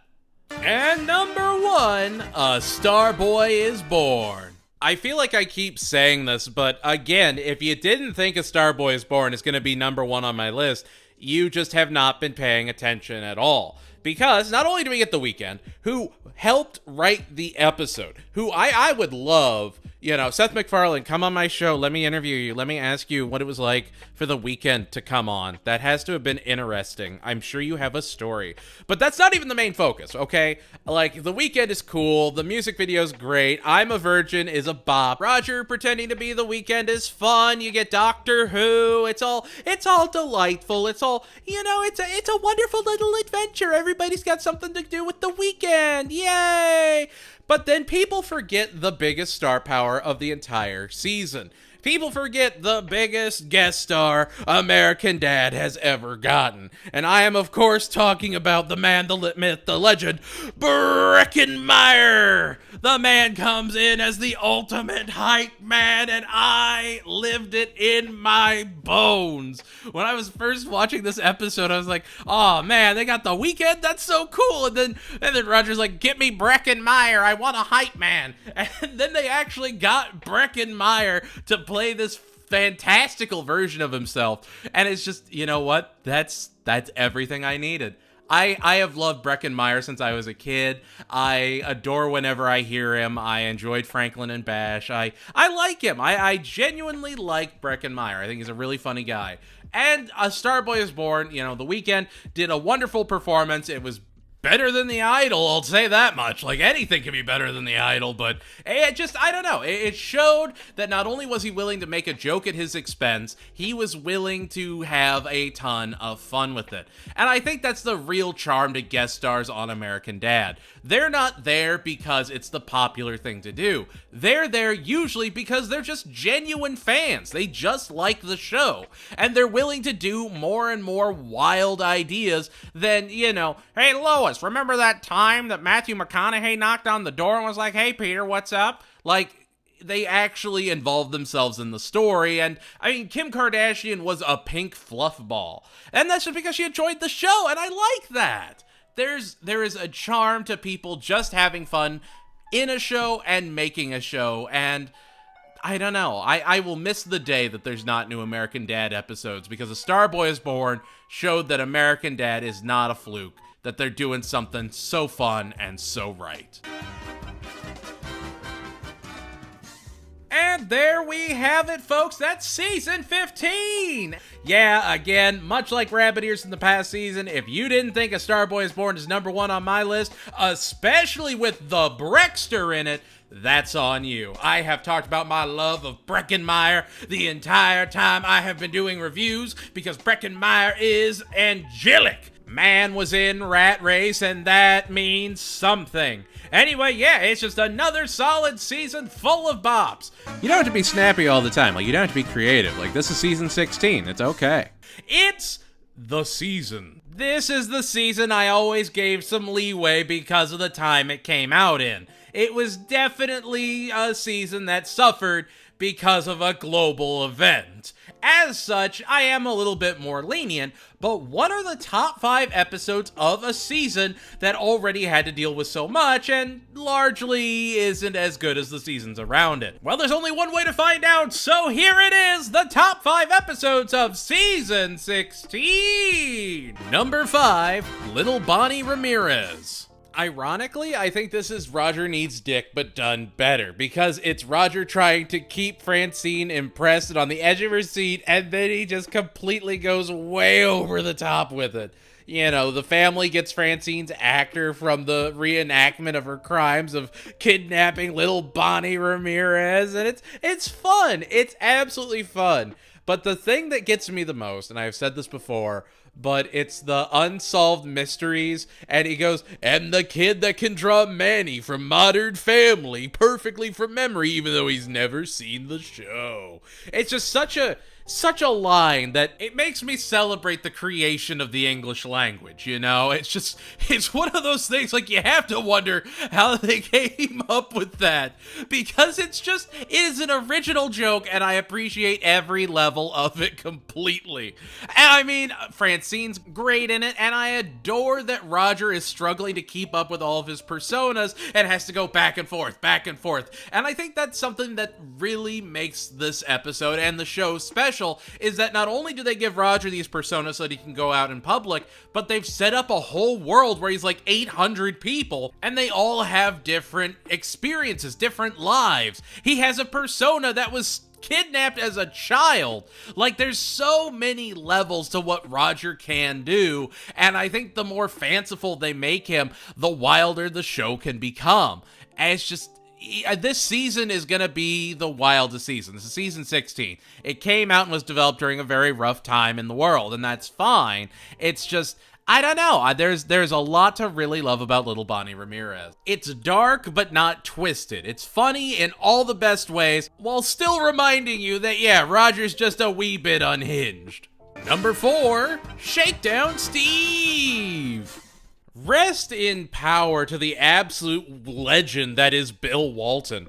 He had sadly passed a few days before I recorded this, and I don't know, full disclosure, I'm not a basketball person, so the first time I heard of Bill Walton was in this episode, and his performance was absolutely dynamite. I loved it. I also love that it's a Jeff and Steve episode because Steve feels like he needs a brother. And I love the way they bond. I love that they actually have an adventure together. And it's great. Also, just another great episode with Gary Anthony Williams in it, who, I don't know, every time I hear his voice, I grew up with Malcolm in the Middle, so whenever I hear his voice, it just sounds so familiar to me, I guess. So it's always fun. I love him. I think he's a wonderful actor, and I loved hearing him as the leader of the Nitrous Mafia.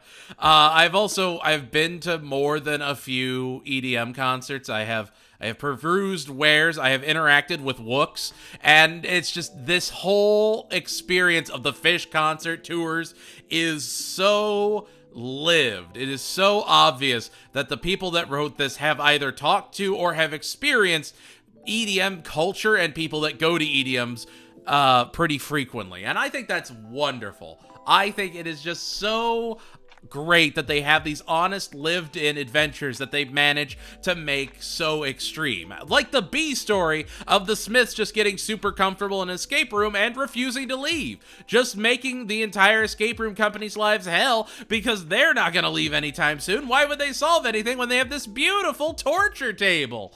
And it's just, you know what? That is good, dumb Smith family. And if Steve was there, he would have cracked the safe room in a matter of seconds. It's a B story that only works if Steve's not around, and they gave Steve a perfect excuse for somewhere else he had to be. And I don't know, there's a smart and clever charm to doing that. It's something that you don't think about until it happens. And it made me appreciate the episode as a whole when I was like, well, come on now, Steve would have figured this out, but oh right, he's touring with Fish selling grilled cheese with Jeff. Got it. It's like, you know what? Okay. All right, you explained it away when you didn't have to. You get props for that.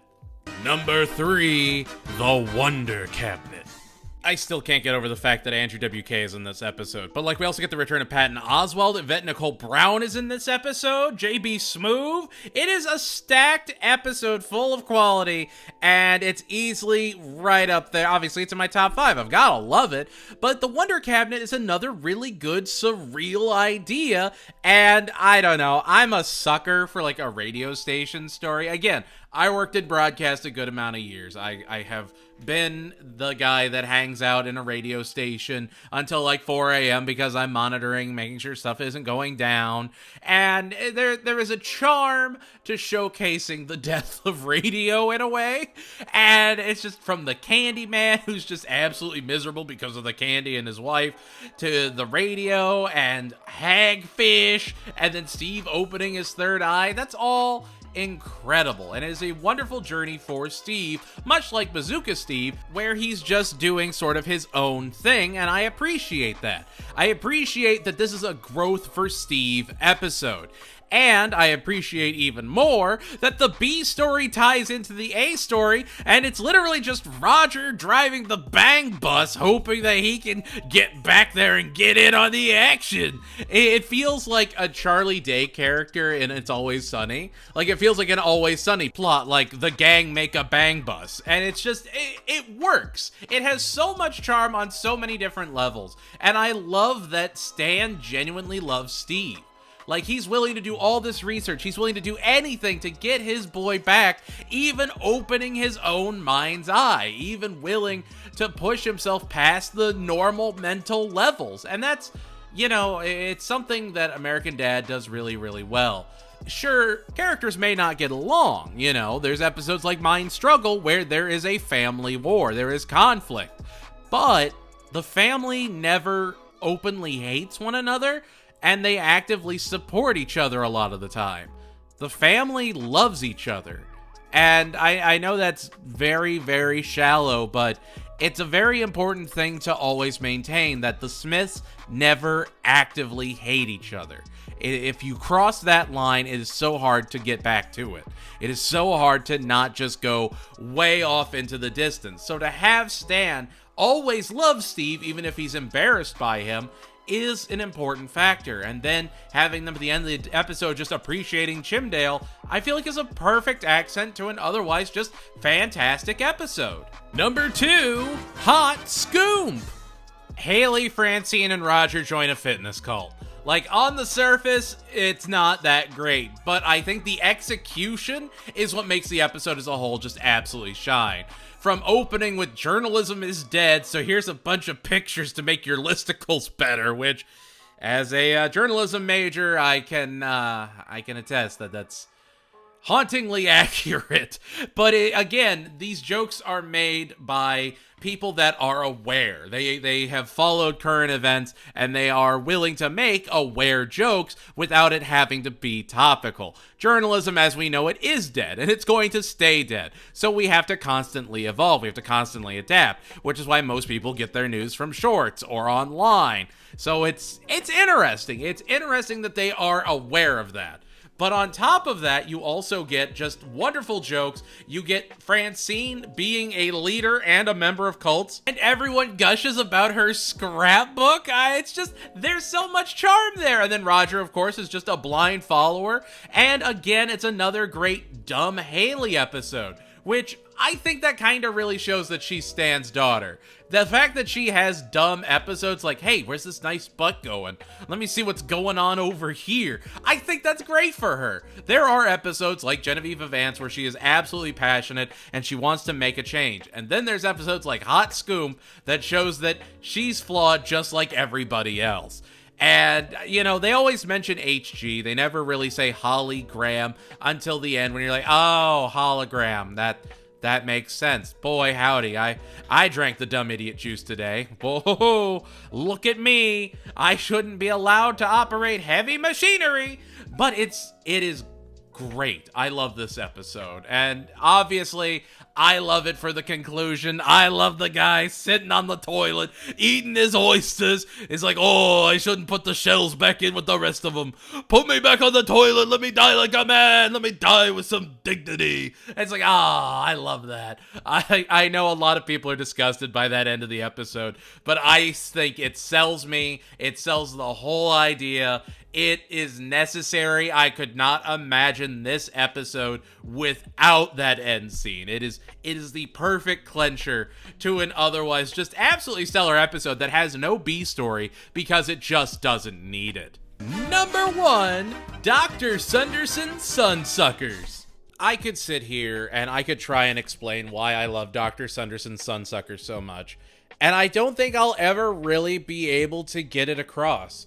It's much like Rabbit Ears. It's a formative episode for me. I remember watching it and just being absolutely enchanted. Because on the one side, you have Haley and Jeff legitimately trying to help Roger's persona bring clean energy to Langley. You have him actively trying to help. And it's great. And then, you know, he takes out all the power plants and starts causing just absolute destruction and devastation. And that's fun in its own way. It's very interesting to see Haley actually have this sort of remorse, see this, oh, I should not have encouraged this Roger. He takes things way too far.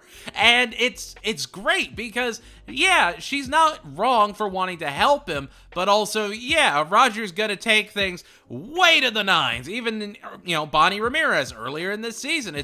It's great. Then, of course, you have the B story, which is probably the most unsuspenseful yet captivating idea for a B story they've ever done, and it's literally just Stan, Steve, and Klaus wondering who's been taking the TV listing guides. Who's been taking the TV guides? This episode came out in like 2019. What? Who was using TV guides? Who was using newspapers? And that's sort of part of the absurdity, because at the end of it, it's Stan. He's been stealing not only their TV guides and hiding them, but he's taken the entire neighborhood's TV guides and hiding them. He's been hoarding them, and it's for no purpose whatsoever. I don't know. It's just, that's the charm. They have this wild episode where you have Principal Lewis just going, end of days again, and that's great. That's wonderful, because it's coupled with who's taking the TV guides? Where are the TV guides? People need to be asking, where's Poochie when Poochie's not on screen? It's wonderful. Dr. Sanderson's Sunsuckers it hits different. And I think it's mostly due to the vocal performances, where I know I talk a lot about Seth MacFarlane, but Rachel McFarlane is also equally talented. Her and Jeff Fisher are fantastic, and they really shine through in this episode. And there we have it, folks. That's season 16. Ultimately, yeah, even though it had everything against it, even though it came out in 2020, I genuinely think season 16 is a really okay season. It's not great. It's not like season 15 or even season 17, but there is stuff to appreciate here. Between the Wonder Cabinet and Hot Scoop, I actually found it was not as hard to come up with a top 5 as I thought it was going to be for this season. It's Beta, season 17. It's time for the top 5 of season 17, the first post-COVID season and rife with good quality daddage. So, what were my top 5 episodes of one of the greatest seasons of American Dad yet? There's only one way to find out, so it's time to lean into the top 5 episodes of season 17! Number 5, Jambalaya. I cannot tell you how enchanting Jambalaya is to me. It is such a fun Francine and Roger episode and a delightful, an absolutely delightful Klaus and Steve B-story. Like, Klaus calls back to when Steve and Roger wrote scripts for softcore, and it's like, how? How is it sometimes canonical and sometimes non-canonical? It's non-canonical.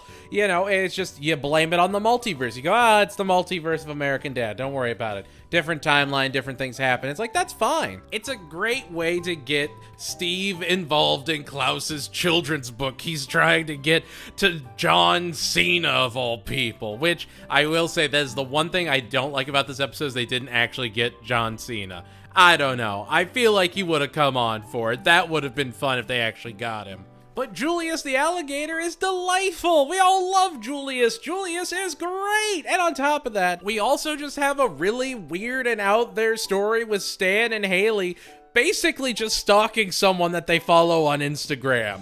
And again, it's a very simple idea with an exotic twist, being that they're stalking someone.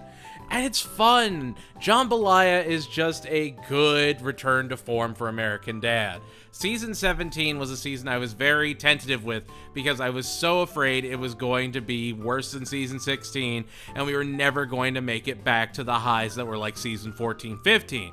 And instead, honestly, all of season 17 is pretty solid. This was actually a hard list to make, and I just really picked Jambalaya because it's this pseudo vignette episode that just links everything together in the most cosmically nonsensical way imaginable. Like a frozen alligator being John Cena's long-lost pet and action star partner, while Klaus makes a children's book and Haley and Stan interact with their favorite Pirates fan. It's just... I don't know. Jambalaya is fun enough. I love that Francine this season is much more no nonsense. Like, she just wanted to garden. She didn't want a whole restaurant. She didn't need all this. And it's fun. It's just good fun. And it's nice to see something that's not, as we get deeper into the season, there's going to be a lot more experimental picks in the top 5. So I did want to have just one normal episode and be like, this one's great. I like this one. This one's fine. Number 4, Echoes. See, and the rest of the list here is just weird out there episodes that I kind of really dig. That's why Jambalaya was so important, is just like the average American Dad experience. Because you go from that weird little vignette that just involved good jambalaya. I promise I'll get it down perfectly, and you'll all hate it. But now you're getting into like the weird, kind of twisted episodes, and I'm here for it. Like, Echoes has a B story where Roger wants to get into country music again as, like, a whip guy. Like, rawhide, whippish. He wants to be the whip guy, except he keeps just whipping and scarring everyone he performs with. He is a menace to society, and I love that. I love that that is the B story to Steve going insane from clairvoyance, where he can see the future thanks to a magical Doppler that he learns about from Memphis Stormfront, which I really kind of love that this is the first time that he's been a significant player in an A story. Yes, when he was first introduced in Anchor Fran, he was a big part of that episode, but that was more his introduction. Here, he's established. Here, he's the weatherman that has this weird corrupting device that should just be a Doppler. And honestly, I talked about it a lot in Royal Crackers, and I've got to talk about it here. Andrew Daly is a phenomenal voice actor, and I think he gives this role a much underappreciated performance than, we give him credit for. It is phenomenal. He has this almost manic energy to his delivery, this creeping insanity. It feels very pseudo-Lovecraftian. It felt very eldritch horror, especially when you see the ultimate monster at the end, and the flames, and the end of days. But it's just the fact that they could create that in American Dad, in something that looks like effectively a Family Guy clone, is beautiful. And I really, really appreciate all the dark turns that Echoes takes. I appreciate how far the performances go. I mean, Scott Grimes and Andrew Daly knock it out of the park this episode. I mean, also, my favorite show's making a Mazinger Z reference on a poster. I gotta talk about it. Like, that's just good TV right there. But I love Echoes. Echoes is super strong. It's not the funniest episode of the season, but it is experimental in the best kind of way. Number 3, You Are Here. I gushed about this in my season review, but I adore You Are Here. I love good, hokey 80s slasher movies like Chopping Mall, Killer Workout, stuff like that that's very, very tongue-in-cheek, very aware of what it's doing. And I love that You Are Here is both a combination of those kind of like almost kitschy themes and this sort of really cool, vivid, midsummer, daytime horror element. Like, there's never this dark and foreboding, creeping evil. It's always, dusk. It's always bright. The sun is always setting, or it looks like a good fall day, and it just feels very zen, very calm, which lets that evil linger a little bit more, get a little bit more out there, and then boom, it's an evil lich named Mr. Javits, and that's great. That's absolutely fantastic. That is experimental in the best kind of way, and I love that Steve is at the center of 2 of the creepiest episodes of the season, both Echoes and You Are Here. Now, of course, You Are Here is much more lighthearted. It makes a lot more jokes, but it is really great to see a Steve and Roger story where Roger isn't the active antagonist. He's just along for the ride, and it's Mr. Javits, while Steve has to just find a way through it himself. Again, American Dad has gotten to a point where it's okay if Stan is a small part of a B story about a fish stick food truck with the rest of the family. It's okay to not make it constantly Stan focused, and as we'll see even in the next episode on the list, that's kind of an amazing thing to see. Like, Peter is usually doing something in Family Guy unless it's like a special, I don't know, they build the wrong bear at Build-A-Bear and now Brian and Stewie are on a multi-dimensional journey through wackiness. Like, unless they write Peter out of an episode, he's going to be the forefront of Family Guy. And that makes sense. If Homer's not in the forefront of an episode of The Simpsons, it feels odd. Not necessarily totally different, but odd. And American Dad, anyone in the A story is like, oh, this is a Haley episode, this is a Steve episode. And there's never an time where I'm like, oh, well, I'm not looking forward to this combination at all. I think they've given every family member rotation enough love for you to appreciate when they do creative things like You Are Here, working on the relationship between Steve and Roger. And I don't know, I really appreciate how, again, like I talked about in the Bertram review, there is really, really solid music work here, really solid audio cues. It's those small things that we take for granted that make episodes like You Are Here shine. Number 2, Beyond the Alcove. I learned something today. I learned something as I got ready to record, and I learned that in Beyond the Alcove, we're introduced to Parker Dietz, the Zuka Sharks guy.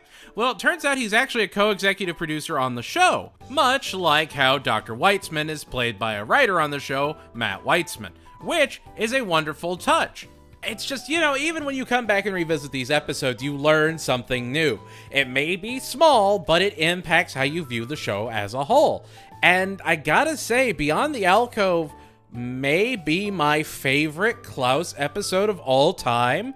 It is a perfect reflection of who Klaus is, what Klaus does. Him hypnotizing everyone with just good vibes, bro, is perfect. And D. Bradley Baker makes it just a phenomenally chilling performance.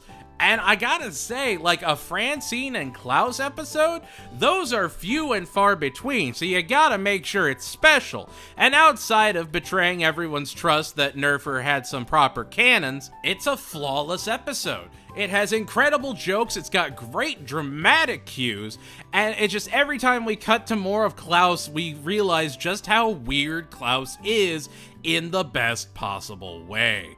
I don't know. I really appreciate just how normally creepy they make him, like his Klaus of Cards. That's great. That's so great. It was my birthday, and I was able to extend my warranty on my car. Yes, perfect. I love that he has a podcast like that. I love that that is his character. And it's the fact that no one can believe that Klaus can be a better person without using mass hypnotism. That makes it that much better. It's just, Beyond the Alcove questions your ideas of what American Dad is and should be, and it's a season 17 episode. That's the most wild part. It starts throwing in, Body Snatchers, They Live, all these classic, sci-fi invasion movies just for, Klaus. Just for the family goldfish. And I have talked about it a lot, but it just goes to show what masterful writing there is to provide that for these characters. Beyond the Alcove is a very well-earned number 2 spot. Number 1, Gold Top Nuts. You have to know by now there is no way I wasn't picking Gold Top Nuts to be my number 1. I love the episode. It is one of the best American Dad episodes, and I am so thrilled to see it be a part of every bit of American Dad discourse, where if anyone's having a bad time, they go, you know what, big dog, I'm gonna leave the best nuts out for you. I hope things get better, and I want you to know you're loved. And any episode that carries that kind of message is a good episode in my book. It's such a smart episode that removes Roger from the story completely. Where Rabbit Ears, you could absolutely say that Roger brought the episode down as that baby Roger. Here, where he's not involved at all, a way stronger episode.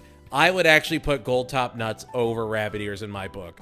I don't know. I think there is so much more charm at play there. I think it's way more creative with it does return to normal, but the entire family feels like they have evolved, like they have hit a point, they realize they need to grow as people, and they embrace each other on a deeper level, having experienced the magnetic island. It's just, there is so much quiet beauty to the message of Gold Top Nuts, to the family wanting to go back to how simple the island is, to the family just attributing all of these very basic ideas to a commercial. And it's something that no other show can really do effectively. Gold Top Nuts is an episode that shows that American Dad is, was, and forever shall be one of the best written animated comedies of all time, bar none, no questions asked, because they're willing to take that time to not tell you any jokes, to not force any jokes down your throat and click the laugh button. No, they want you to grow as a person. They want you to watch this and appreciate something on a deeper level. It didn't need to air on some Monday at 10:30 on TBS, followed by a new episode of The Big Bang Theory on rotation. It didn't need any of that, and yet it stands out compared to anything else TBS has ever put out, except for Final Space, but that was a whole separate thing. Gold Top Nuts transcends the idea of animated comedy and just becomes one of the greatest animated works ever made. And if you think that's me, diving too deep into it, fine. That's your opinion and you're allowed to have it. But I genuinely believe if you sit down and you sit through Gold Top Nuts, you will see that it is just as special as I'm pitching it. Don't come into it with any prejudice. Don't come into it with any expectation. Just sit down, turn your brain off, and watch it like you would normally just watch TV and get blown away by something truly spectacular. And there we have it, gang. That was season 17. Yeah, honestly, between the Alcove and Gold Top Nuts, it is just another super experimental in all the best kind of ways season of American Dad. And make sure to check out the season 17 review available right now. How are you doing? How have you been? It's time to talk season 18. Season 18. There's a lot of fantastic episodes to get into, and I don't want to sit around and wait, so it's time to ask, what were the top 5 episodes of season 18? Number 5, Multiverse of American Dadness. It had to be somewhere on this list, so it might as well be here. Just get it out of the way. Multiverse of American Dadness is a top 5 episode, but it's also just kind of fine. I don't know. Personal opinion, I would have liked to have seen more Evil Steve. I would have liked if he wasn't taken out in the first bit. Now, that being said, I get why. It's a great subversion of expectations. It makes a lot of sense. It's just, come on, give us a little bit more. It's just the Haley wanting Steve back, Haley wanting to bond with Steve element. It's good. It's a great way to build up the second half of an episode. But the first half, it didn't need to go on that long. There was a lot of fat that could have been trimmed in a multiverse episode.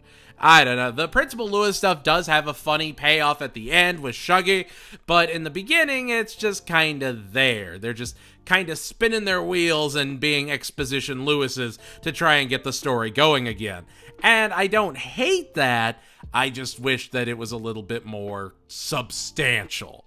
It's not bad, it's just not great. Multiverse is, again, a celebration of American Dad. It's a showcase of where American Dad's been, where it's going, and how it's curated such a wonderful audience through all these years. There's again, a genuine heart to American Dad. There is a care to American Dad. And I think Multiverse, if it was made by a lesser writing team, if it was made by a lesser creative team, would have just been a, best of compilation that didn't really do anything. Instead, they give us universes like the Oops All Berries or a world where everyone is bulls. It's like, you know what? That's fair. That's fair. I see your where satire worked universe, and I'll raise you bull. And it's fun. It's a good, fun celebration. I think that's why I'm not too critical on it, is that at the end of the day, Multiverse of American Dadness is just a fun celebration that isn't trying to overcomplicate itself.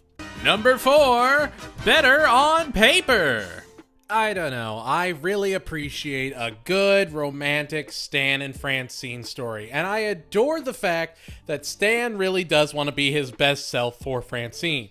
He knows Francine can get anyone. He knows that he has to compete constantly, and here he is trying his best, getting the family involved to make sure he can be as romantic as possible, just to find out that his brain in a printer is romancing her, and he decides to weaponize it. He decides to use that printer to show Francine he loves her more than anything, and it's great. Between the printer's heartfelt song that has the greatest line ever uttered to actually enjoy Dr. Weitzman. I will admit, I am actually a fan of Dr. Weitzman in this episode. This season rehabilitated Dr. Weitzman in my eyes, and I gotta again say, like, everybody is putting in a ton of effort, even 18 seasons in. Someone did say that they noticed that Roger sounds off in the newer episodes, and I genuinely think it's just vocal fray. Like, you have to remember, these people have been doing these characters for years, and it is going to start to wear thin. They're going to have to drop decibels to hit those same voices. They're going to have to adjust their pitches, and it's a tricky thing to do, especially when you've been doing it, again, for over 300 episodes. But I think Better on Paper is a solid celebration of what Stan and Francine have had. It's a great episode that feels like it could be a Fox era episode in a lot of ways. It's got some CIA hijinks, but it also just has that weird, almost manic energy that makes TBS so great. I don't know. I wasn't as huge on the robot uprising at the end of the episode, but it still felt perfectly in line with what American Dad does, and I was completely fine with it at the end of the day. I went back and I revisited it and I was like, you know what? Any complaints I have are marginal at best. This is still a fun episode. This still got me to crack up. I'm a fan. Number 3, Fellow Traveler. I can't describe why I really love this episode other than just a deep love of those kind of wanderer episodes of old TV shows, like The Incredible Hulk, like Knight Rider. It's just, I don't know. Fellow Traveler is so tongue-in-cheek in the best possible way and gives you everything you could possibly need from a Roger origin story if you absolutely needed one. It, again, like I said in the big review, you don't have to watch it. It does not have to be taken seriously. But if you do take it seriously, it's perfectly fine. It sets everything up as it needs to be. I really like that you have Bullock Sr. and Bullock Jr. and the whole intro is like, fellow traveler. It's just, there's so many references. There's so many nods to classic like 80s and 90s rock and TV. And it's fun. It's so much fun, and I love that they're having fun with a season premiere, again, 18 seasons in. It's just, how do you make something like that? How do you keep coming up with ideas after this long that are actually good, that are actually entertaining? Like when I was making this top 5 list, there were plenty of episodes I wanted to put in here that Fellow Traveler beat out. And it's just like, that is the magic of it. Being able to see Roger take on not only his own identity and grow in this episode, figure out his personas, figure out who he is, it's also just a great standalone adventure. It's just a great little, blip. And I don't ever want to see anything built on in Fellow Traveler. I don't want a spin-off series. I don't need anything like that. If they do go too deep into it, if they involve the alien again, if they make it a deeper, longer narrative, I genuinely think it's a detriment to the show. Because you just need that quick, you're in, you're out. Peppers and radiation, bye, have a beautiful time, thank you for watching. Fellow Traveler asked the question of, hey, do you think we've earned enough goodwill with the audience that we can make an episode like this and they're just going to be along for a good ride? And the answer is yes. Especially with last season's Gold Top Nuts, Echoes, Beyond the Alcove, what have you. Episodes like this are going to be way more celebrated. And Season 18 doesn't have as many experimental episodes, but the bop episodes that they do have are super stellar. Number 2, the Pink Sphinx holds her hearts on the turn. I am a sucker for a good gambling episode or gambling series. Again, read Usogwi. It is a phenomenal read. Maybe I'll do a review of it. Maybe I won't. Who knows? Who cares?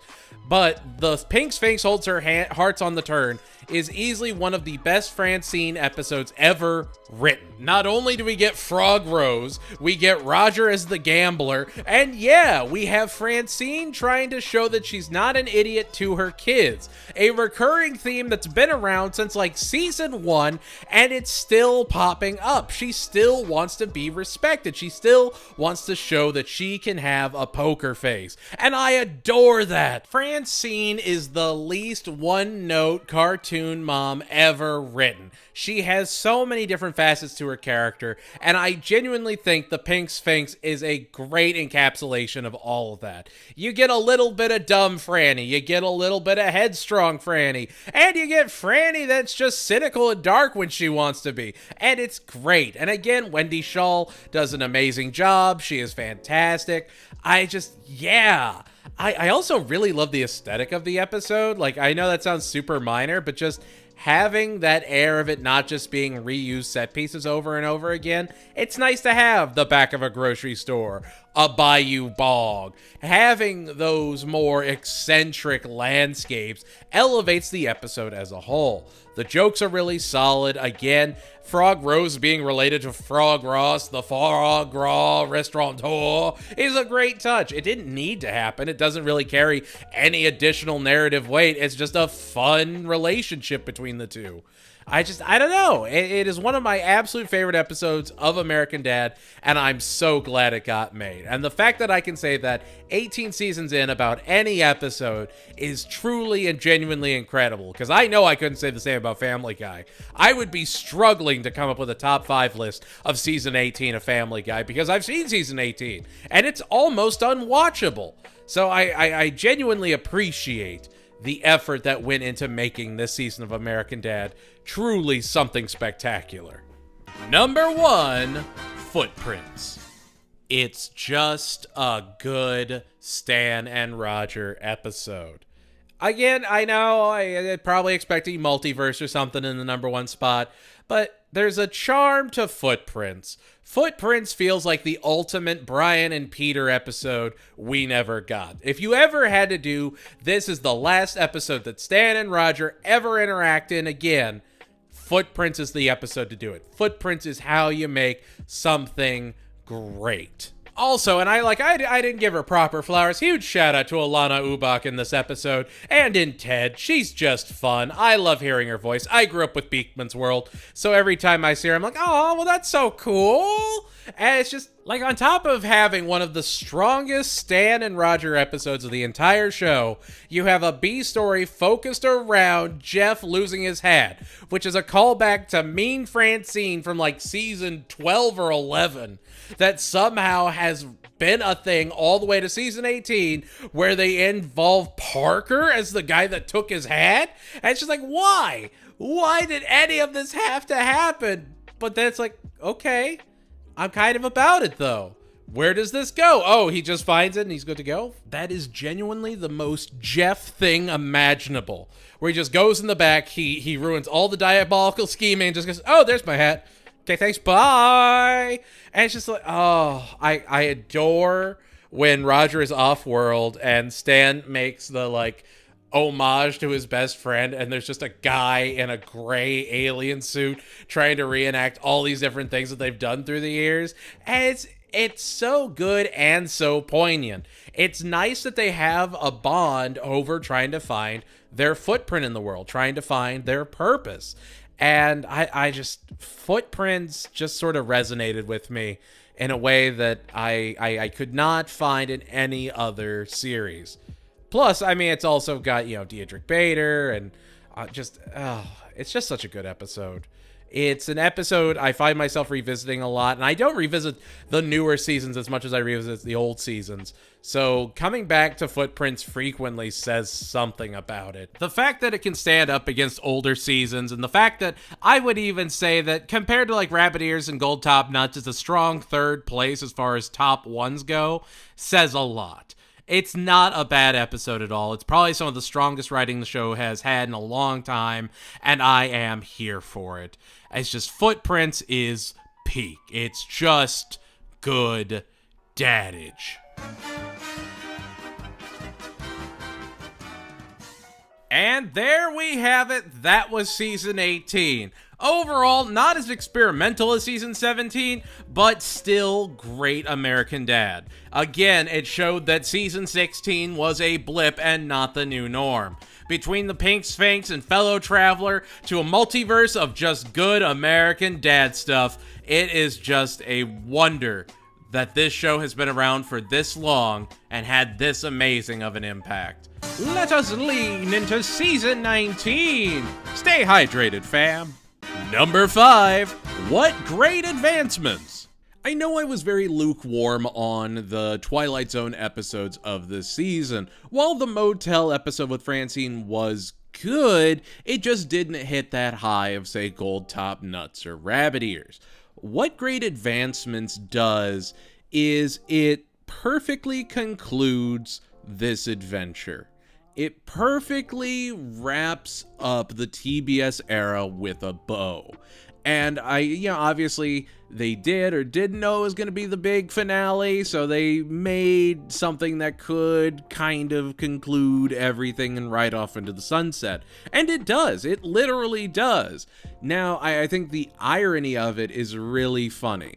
So it starts with Stan in, the country, in the barn, and he goes off to the big city, cable television, and finds his voice, finds his stride, brings color into the world. He flies close to the sun, a la Icarus and his father Daedalus. And then he returns to the farm, to the country bumpkin. He returns to Fox. And it's just, it obviously I don't think that was the intention at all, but it adds some context into the episode, and I really appreciate it.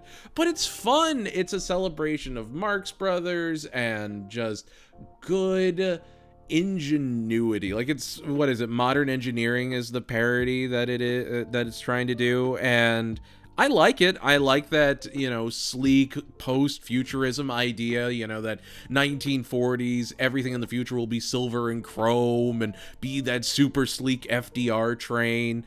Like, I really appreciate that style to it. I can see how it would be lost on people. And that's, again, American Dad is for a very specific audience. The more of American Dad you watch, the more of American Dad you can appreciate.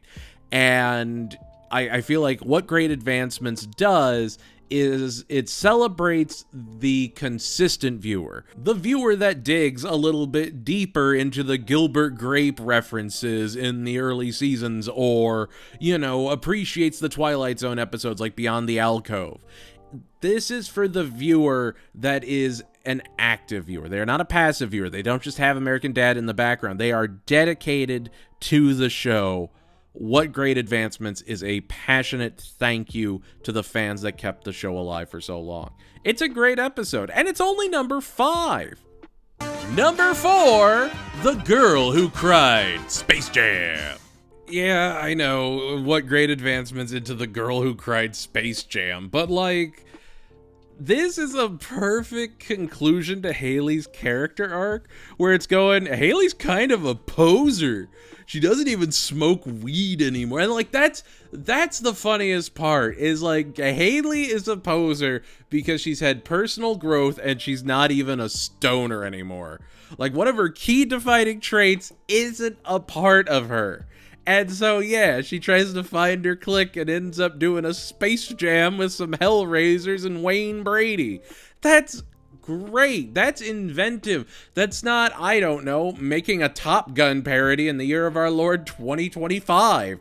It's just good, man. I don't know what you want from me. I know people were real critical of this season, but it's Haley putting on a copyright-free Space Jam.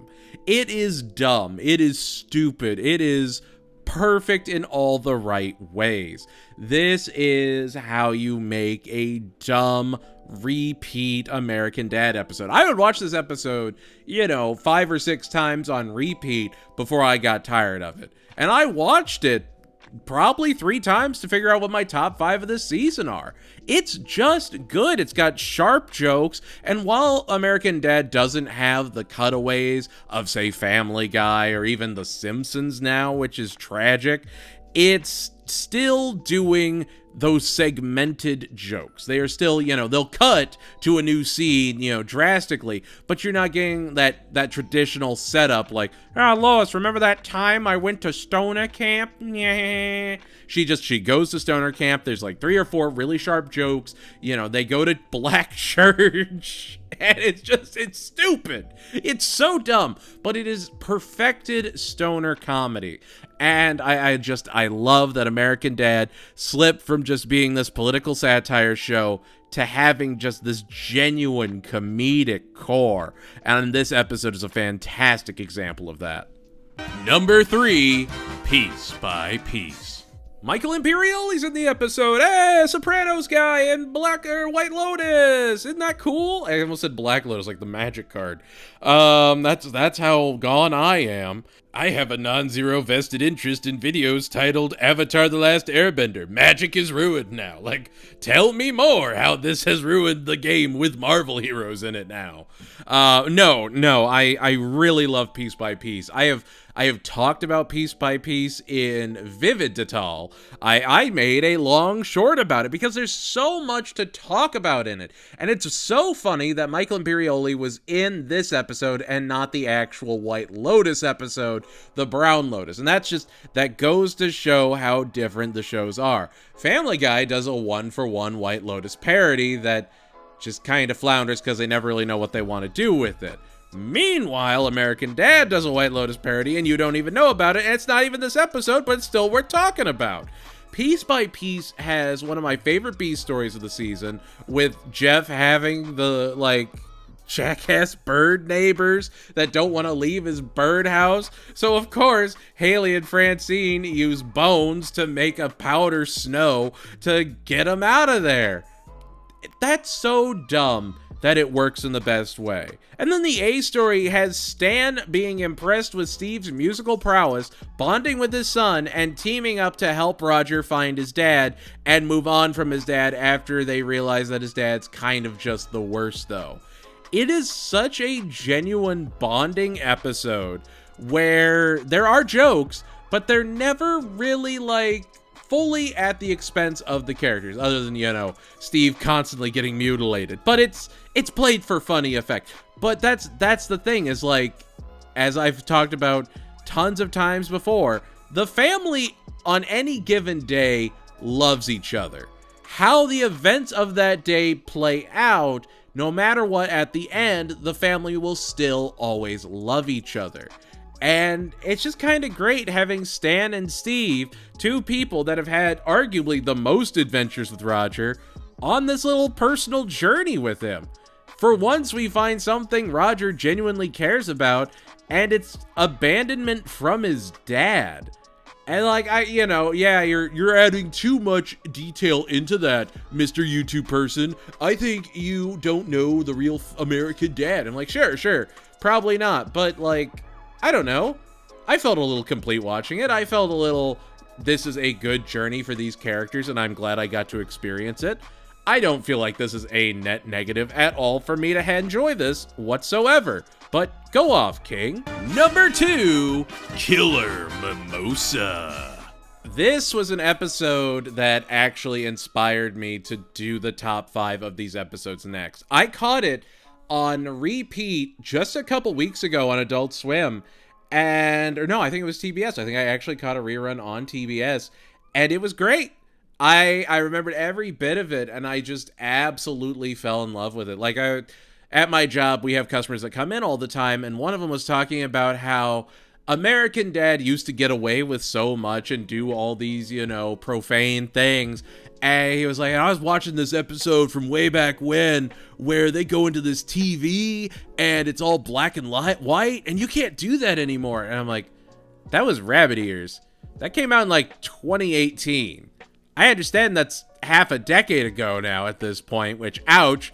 But American Dad's still doing, like, really great episodes. Killer Mimosa is fantastic. Not only is it another fantastic, wonderful Haley story, the B story of the paella is just an absolute treat. Love everything about it. It's so, not necessarily just Naked Gun, but definitely those style, airplane, whatever. It's like, wow, we do have all of this seafood paella. Maybe if we eat the squid ink paella, we'll feel better. Oh, it was a horrible mistake, Steve, Jeff, you've got to save us. You've got to get us Gatorade so we can hydrate. Juxtaposed with a killer octopus. It's great. It's just fantastic. And again, I've talked about this, where not only were Greg and Terry able to carry episodes, and Greg can still carry episodes while Terry carries all of 311 stuff while he's on tour with them. I don't think he's coming back for the revival. Please stop talking about it. I love that Trish and Suze have become such series regulars, such series antagonists, such series just appearances, that they can have an entire episode focused around their show that you not only feel sympathetic towards them, and you are laughing the entire time. This is a perfect episode highlighting Haley's journalism career. This is a perfect episode highlighting Trish and Suze. And Will Forte plays a great villain in it. It's just, on every layer, it works. I could not believe this was a season 19 episode, and watching it in a rerun where it was around, I think it was like a season 16 episode and a season 14 episode after it, it just felt so natural and genuinely elevated. I was glad I watched it, and I was baffled that was my reaction. And number 1, the Grocery Store Bank. I had to do it to him. I love Grocery Store Bank. I think Grocery Store Bank is probably one of my favorite episodes of all time. I saw so many negative reviews of it when the new season started, and I went into it and I'm like, all right, if you're telling me this is going to be bad, I am expecting this to be the worst American Dad episode I have ever seen. And what I got was them in like a Whole Foods planning a bank heist. Like, if we did it, this is how we do it. And it was one of the funniest TBS era episodes I had ever seen. That scene with Steve going like, I think we have to admit it, Mama and Papa are dead. Like, that is perfect. Where he just screams, Mama! That's great. That is absolutely fantastic. The whole thing. I mean, yeah, I don't love Agent Turlington being Craig Robinson now, but if it means we get more Turlington and it means we get more Craig Robinson in the show, I can't be mad at it. I just wish they'd give him his own character. You know, like Craig Robinson, the character. Don't draw attention to him. It's just, the episode is so funny, and I don't get the hate for it at all. I think this is sort of where the linchpin of the episode is.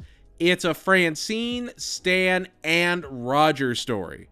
It's not Stan and Francine dealing with Roger or a Roger hijink. It is all three of them involved evenly, equally, whatever. They are all doing their parts. They are all adding to the chaos, and I love that. It is such a perfect journey for those three, because you get Stan and Roger episodes. You have tons of Francine and Roger episodes. You have a ton of episodes where Francine and Stan have to team up to deal with a Roger element. But this is one of the few times, not the first time, but one of the few times, those three are actively working together. And it sings. I mean, it is just art. I really love Grocery Store Bank. I mean, get inebriated on whatever you may choose. Watch this episode and just turn your brain off, man. Just enjoy a good grocery bank heist. It's so dumb in the best way, and it got me so ready for the season. Like, season 19, if you binge it, Grocery Store Bank is a great way to kick it off. And after that, there was maybe one or two episodes that were like, I tripped a little bit, but you stick the landing afterwards. It was a fantastic season, led into by easily one of the best season premieres of the entire show.